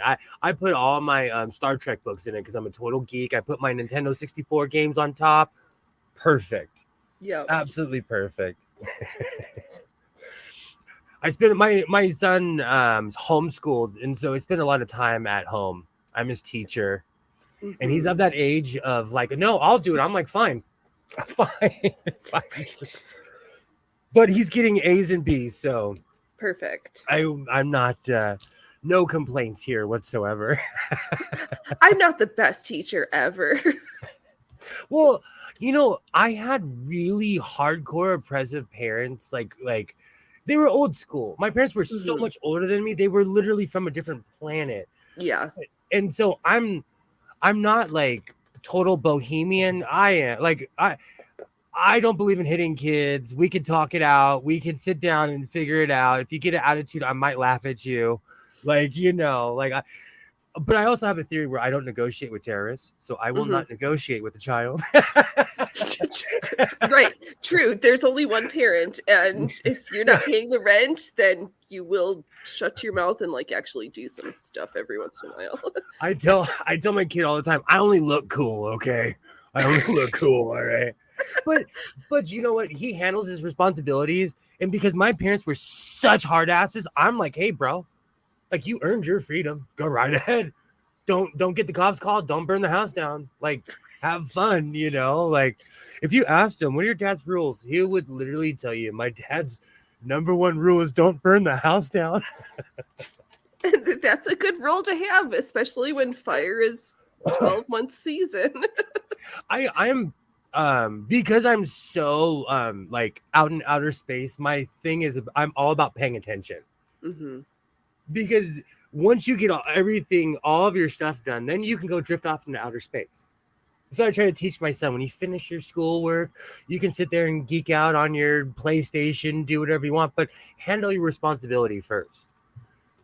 That was when my biggest clash with certain people online, because they'd see me at home at noon, not realizing that on certain days I work third shift. Or like, oh, he's home. Nah, man, I just an insomniac. Right, and I literally just woke up. And I have to go to work in 3 hours. That, when I was younger, I could take it. Now, I can't do that anymore. I physically cannot like party all night and then get up and be functioning the next day. Yeah. No. Even when I stay up and make my coats, like I even need sleep. Like I'm like, why did I stay up till 4 a.m, lining a coat? Well, it's because I remember from last week, you said your mother said if you're going to be up all night, you have to be productive. So it stuck with me my whole life. I live by that. That and my dad told me, well, he was in the Navy, but he used to always tell me, if you have a job and everyone likes you, you're doing something wrong. Right, exactly. No, it's true. That's similar to like the best negotiation is everybody leaves the table kind of disappointed. Absolutely. And so I kind of live like that, because people look at me and they're like, oh, you're this and this, like, especially at my job, because I'm in charge. Like, I have no nonsense. outside of work, we could party, we could play, we could have fun, but at work, like, we got to pay attention. Right. If you're caring for people and you have to be responsible for others or just anything, right, you got to be professional and do your shit and show up the right way. You can't be a turd. I work for and with special needs adults. Like, I have to be the beacon, you know. I have to be the one voice in the room, you know. Right, because sometimes not everybody has the wherewithal to know what good choices are. You're right. You're right. You're both right. Butterfly and This is good. All right, here, I'll read it. I bet you a dozen donuts he can't go a week without buying a machine. No offense. And now I'm craving donuts. No McMuffin foods around here. You know, it's really funny. I see that, and I'm gonna go eat a banana nut muffin when we leave here. Like, I make all my like all the like, if you ever see me eating a cookie or something, I made it. Or like, I'm really big on, I cook every day. But you are right. I am a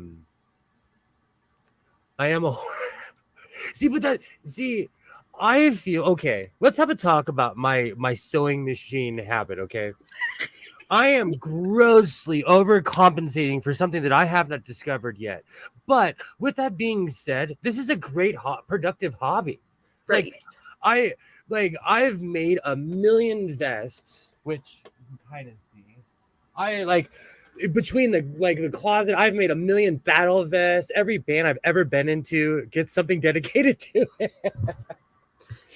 You know, but this is a healthy habit. If I had a good friend who would always tell me, you're not crazy until you're cutting up money and making paper mache with it. You know, so I use that as a that is two good words. Not all of us could be Elon Musk and wipe our asses with $1 million bills. Oh, he drives me crazy. You know what's so sad? I have not been a success online, and I have I don't know, by some mathematical absurdity, 3,000 something people follow me on Twitter. I don't even know why. And I haven't been posting lately because of Elon Musk. And Twitter I didn't even join Twitter until after that whole thing started. I don't even know why I started. I think because everybody was like, oh, if you have a problem with YouTube, you have to be on Twitter to get it fixed. And I was like, I guess I better sign up for Twitter. It's true. If you have a YouTube channel, like this, it's how I learned from other YouTubers when I was like a baby tuber. They basically told me you have to get a Twitter, because I was anti-Twitter because Twitter is toxic. Like, and I don't invite toxicity into my life often. I haven't been that bored lately. 3,280 people is the only reason why I haven't shut down my account. I think I've only got like 3, but I've not been there very long. But there's so there's I don't know if you watched like the Amber Heard, Johnny Depp, Christopher Boozy bought Sentinel stuff. So Chris Boozy blocks all of these people who are like against his whatever his beliefs are. So I try to every week see like, did I get blocked by Christopher Boozy yet? And the answer is no. He must think I'm a bot because I've not been on Twitter long enough. But I like troll his account and be like, oh, don't never comment. But I'm like, what did he say today about people I enjoy watching content from? Oh, that's hilarious. There's been I've only been I tried to get blocked from a few preachers, but like I was a nobody. Like they were like, and plus Godless Sewing, that name throws people off. They either love me, like I watch really crazy stuff on YouTube, and like sometimes I'll get into something, like I'll glean something, like I'll watch something about Islam and I'm like, oh wow, like I really liked what they said.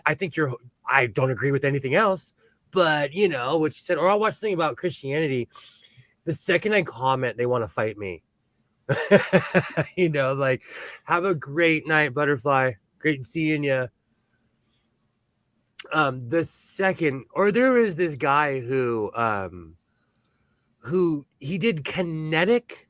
No, I can't even say it properly. Kemetic. It's basically the ancient Egyptian religion, and Okay.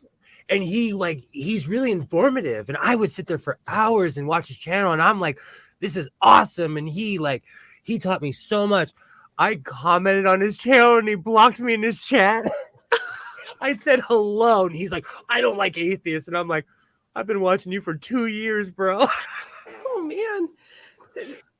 Yeah, I don't like to live in an echo chamber. I've been purposely trying to like listen to a lot of people who I wouldn't be like, Yeah. let's hear what the 30-something single guys are doing in the weird hookup market. I'm like, that's not where I'm not that, and B, but I feel like I'm getting out of touch in my old age of like, I don't know what's going on. So what does the other side have to say? Because if I just listen to people who were like, oh, we like you, then that doesn't help me grow, and I don't think or learn. So I'm like, I want to hear the contrary stuff so I can make better choice.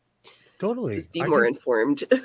I do the same thing. I watch a lot of oppositional things. And you know, I also try to find the humanity in people because we dehumanize each other so much. Like, because everybody's so categorized, it's easy to be like, oh, they're this, so now I can harm them. But if you look at them and you're like, this is a real person who lives like I do, who actually goes to the store, who breathes, they have kids too. They're the hero in their story too. You know? Right. We all have to take a shit, eat some food, and put some pants on in the morning, or a skirt, or a kilt, or skirt, or moo-moo. But like, there's basics that are always there, and it's just, it's again back to this like divided. They are just trying to divide us so that they can oppress us, and we're like fighting about these stupid shit rather than like, yeah, mostly we're all centrists. And I forgot where I was going. No, I totally agree with you. I agree with you as well, Kilroy. That's why I seek out the opposition. I don't obsess over preachers as much because that whole world kind of creeps me out. But like, I like to find people who are not like me and hear their story. And like, you know, because I grew up so sheltered Roman Catholic, like I said, when you first hopped on, like, I didn't know young Earth creationists was real. I didn't need like flat earthers. What? Like because I lived in the, like, everybody's kind of accepted, like, hey, you know, the earth's millions and millions and billions of years old. You know? And the Bible is truth. Because most people around me have common sense, except for the young earth Mormons, you know, most people. Or the Nexium. They're kind of weird too. Yeah. That's another thing. Like, are you familiar with George Norrie? I don't know this one. Like, he's into like Bigfoot, aliens. He was on the radio in the basically the 80s, 90s, and 2000s. Oh, was he with like the other late night radio show, Albert, or like John Bell or whatever? Yeah. Okay. So I, like, in my teenage years, I would do a lot of driving. Like, I would drive from here to Oregon, from here to Texas, to New Mexico. And I would listen to these weird, like, UFO stories, you know, and you're driving in the middle of nowhere. There's been a couple of times where I changed the station. I'm like, oh man, I can't. Right. The chupacabra's outside. I gotta drive fast, pedal to the metal. I was a dumb kid, but like, as an adult, I go back and watch it. I listen to them like it's like they're reading like a play or something. Like, it's more entertainment to me now, because I don't take it serious. I love George Norrie. I don't believe any of that stuff's real at all. And when I first like was like shedding all the mysticism, I was kind of sad to see George Norrie go, because I'd listened to him for so long. But like, you know, coming back to it, I love that stuff. just for entertainment. I thank you. Same thing. Like I like sometimes I feel like, oh, I have this whacked out conspiracy theory. Then I'll hear someone else talk, and I'm like, oh, I'm in left field. They're in the cornfield. Okay. They skipped the back 40 and went to the back 80. Yeah, exactly. Oh my gosh. And I appreciate that, like, and sometimes like I'll diagnose them. I'm like, oh, maybe they were unchecked autistic or something, or like because I'm a parent of an autistic child, I overdiagnose everything and everyone now because I think I'm a doctor, But I missed a lot of that stuff, but I'm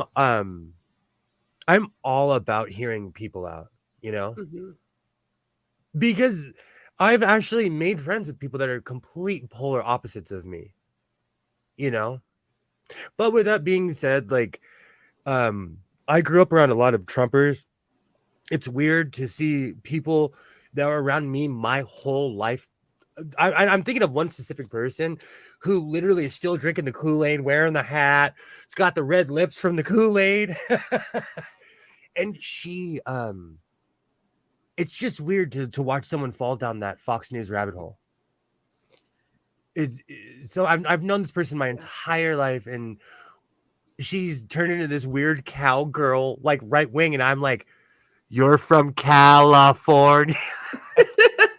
When's the last time you saw a cow? And I'm not trying to call this person out, but like I know for a fact that their parents were like jazz musicians, so they were total lefty hippies, and they raised this like total right winger. Like, no, but that happens so much because you either turn out the same way, or you're like, and I'm going to go into the military and like just be straight edge and put the blinders on. My conspiracy theory is most UFO spottings are just drunk people who see lights on airplanes. No. Have actually seen weird things in the sky before. But Sasquatch, I don't know about that one. I have two, but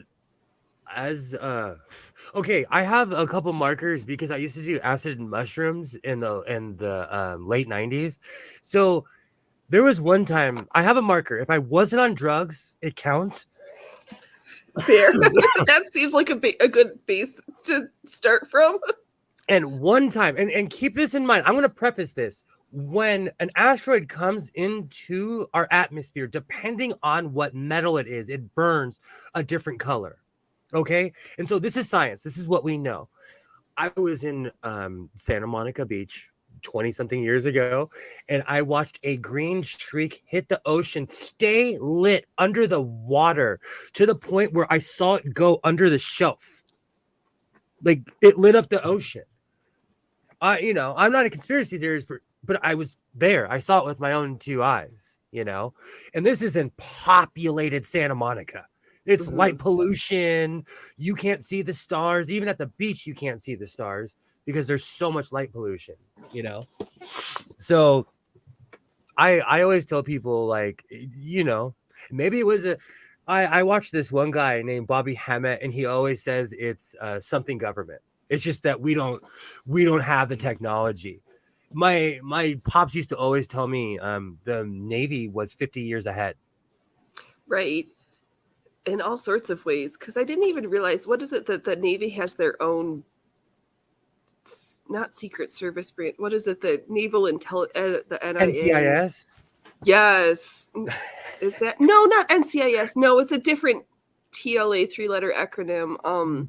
Because when my dad would watch that show, and I'd always ask him, like, is this real? My dad's like, no. He'd be like, when the NCIS showed up, they like, if there was a murder, they would literally keep everyone on the ship. They would, like, they had a whole procedure. You're like, you are quarantining. Yeah. Oh, that was not the right word either, but he would say, like, if you saw those guys, it was serious, like something serious. ONI, Office of Naval Intelligence. That was like the precursor to the CIA and all of that stuff. Okay. He told me they had like just like technology that we have nowadays that they had in the 80s. Like, My father, he joined in 1957. He was Okay. 17 years old, and he said in the late 50s they had technologies that they didn't introduce until the 70s and 80s. Right. You know, so they were way ahead of everybody else. You know, Yeah. Well, that's the same with science in general. Like bench science is at least 20 to 30 years ahead of what actually comes to the public because it takes 10 years of research, 10 years of retoolment, 10 years to get to a textbook, and then another 10 years to get disseminated publicly. oh, you're reminding me of all the Dan Brown books. I went through this weird Dan Brown phase. I read Deception Point. I read, oh man, Da Vinci Code.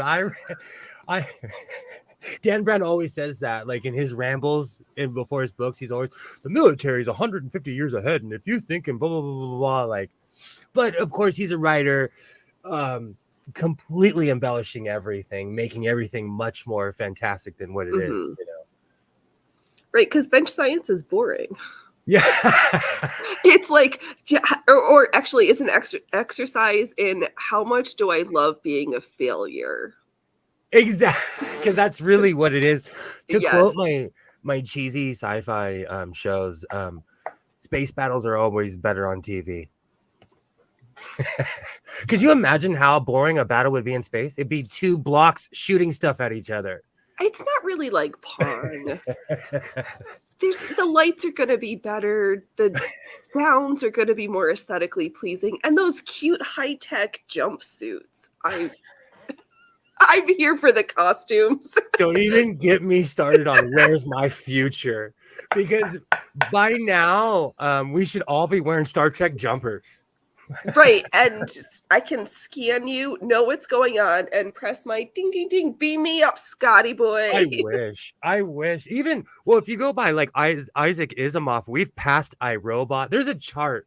Like we've passed Blade Runner. Like some of these movies, like they're like in 2015 or, you know, I remember watching iRobot and being like, oh my gosh, 2018 seems so far away, you know? Right, but have you ever read, Do Androids Dream of Electric Sheep, which is the novel that Philip K. Dick wrote that was Blade Runner? No, it's the one book. I have a It's bunch of good. Gene Roddenberry books. Like I have the Hollow Tree. I have Scientologists are really good at writing books. Well, because they don't do drugs and don't do anything, so what are they gonna do? Oh my gosh, I just said something nice about Scientology. I have to write that down. Mark because this day in history. if someone ever asks me, say one nice thing about Scientology, I'm like, they're great authors. They're really good at sci-fi. Oh man, okay. Is it sci-fi or is it their reality though? When I found out what they truly believe, and let's be real, I'm gonna be transparent. I found out from South Park what they truly believe. I didn't know whether to laugh or cry. And I was raised Roman Catholic. You couldn't convince me that stuff if you paid me. No, we are the leftovers of the Thetans are the leftover souls of a crashed spaceship. And if you're successful, then you have more Thetans or something like that. I actually heard, who was it? Was it Leah Remedy or one of those ex-Scientologist people were like, basically, if you're famous, that means that you were famous in a past lifetime. And if you're not, then you have to work to be like that. That's why the Church of Scientology preys on famous people, because they feel like they were important in a past lifetime. So Everything was predestination. There's like no. And yes, L. Ron Hubbard Boulevard is real, and the bricks are painted to look like gold, but they're not. So they're it's like this really weird, like you literally turn and the street's a different color. Pirate Ave. Oh yeah, and Gene Roddenberry Avenue is weird too, because that's where the dorms are. And I'm not giving away any secrets, because you can get in Hollywood. I'm like acting like you guys all live 25 to 30 minutes away from Hollywood, like I do. You can get in a car and literally go to Sunset Boulevard and see it. You could drive on it. It's not a secret, you know. No, but check out America's Untold Stories and Mark Grobert, because he's got lots of fascinating stories about CIA, Scientology, baseball, how Trotsky hated bubblegum. Wow. Was last week's story. It was really good. The story of gum.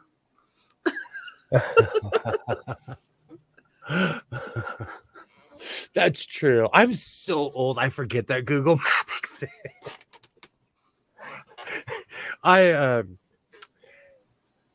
Oh man. Google Maps. America's Untold Stories. Yeah, they're on YouTube. They're amazing. So Mark Grubert he was the editor for, I'm going to forget, MTV. He started MTV Magazine. So he worked for MTV when they were still cool. He was an editor for the National Lampoon. He used to write for, the tabloid with the Bat Boy. A lot of those like Bat Boys. Enquirer? Yes, the National Enquirer, like the one with him rappelling down in Vietnam off the helicopter. That was one of his things. It was that he tells some of the best stories because they're weirdly true. I love that. I love hearing untold like stories like that. That's why I lived in a very high renty place in Hollywood, and I saw some crazy stuff. And in my videos, I tell a story about how I'm smoking a cigarette out on a balcony, and it literally looked over. So was it Sunset? Because I worked at the tattoo shop that was on Sunset in Las Palmas. So it literally looked over Sunset Boulevard, and it was like a little bit bad. Like I lived in an apartment complex that overlooked, so we were not way off, but you could still see Sunset Boulevard. And there was kind of a smoke spot where people would pull in, smoke before they'd go to a bar or a venue, and it was kind of a hidden, not hidden spot in Hollywood. But the cops never went there, so people smoked there all the time. So they were out there smoking too. Yeah, Hollywood was crazy. Hollywood, Cat Williams tells a joke about it. It's the only place on earth where people do drugs in front of you, and it's true. Like Hollywood is crazy. But these men pull up in a Jetta, and these gangster looking dudes get out. I mean, like people you would if you would cross the street if you saw these people, like scary. Long story short, this giant dude barks at his friends. He's like, "Play my song." It was Twinkle, Twinkle Little Star. It was love me, say that you love me. Watching 4 LA gangsters throwing up gang signs, kept walking to that song. That happened 20 something years ago. When I'm having a bad day, I put that song on. Yeah, because Garbage hasn't put out anything in 20 years since Romeo and Juliet. He probably still Hello, small child. Hello. It's nice to see your fingers. I know your friend does like cool hand puppet things. I'm not that talented. Yeah. I can cheep, and I can give hearts, and I can do eyeglasses. He's been doing that for years because I told him minors can't be on streams when adults are screaming and cursing. And right, because the pirates are here. Because I got my skeleton stains on. I used to talk about much more adult subjects. Now I keep it at sewing and right. Life. This is the PG-13 stream, not that. I'm gonna end it soon, but honestly, thank you so much. Thank you so much for having me. I didn't know what to expect. I'm so honored to be on my first live stream that wasn't my own, and I had a lot. It's been great. This is literally what I do. I rant about the things that I've made, about my mistakes, about why I hate pleather. Fair. Hey, everyone in the chat, as always, you guys are awesome. Thank you for sticking around this long. Liz, get home safe. And the rest of you, get home safe as well. Right. It's closing time. And Do you stream every Sunday? I do stream every Sunday, and I think it is going to be at 3:00 Pacific Standard Time, or 3:30. 3:30, I think I'm going to start my streams, because I was at noon for 12 months, and nobody watched me, but I'm a nobody's social media person. So That's you how can you- find me on the social medias at. That's how you start out. That's how you start. That's literally like same way. I was the same way.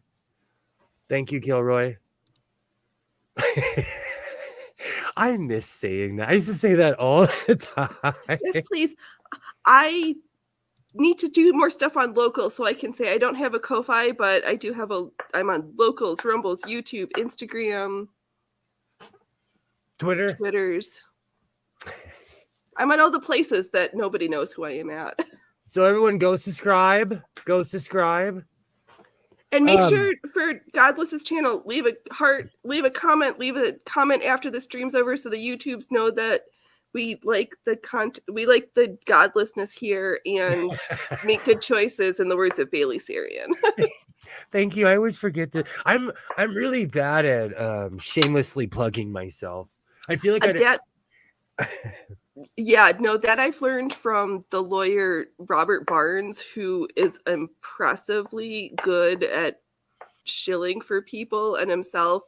So I'm like, all right, I'm just gonna just do it, because the only one I'm hurting is myself by not promoting. Oh, absolutely. So with that being said, always be yourself, reinforce your seams, and I will definitely see you next time. I'll have a video out next week, and I'll be live streaming next Monday. So see you guys, see you on the upside, as they used to say.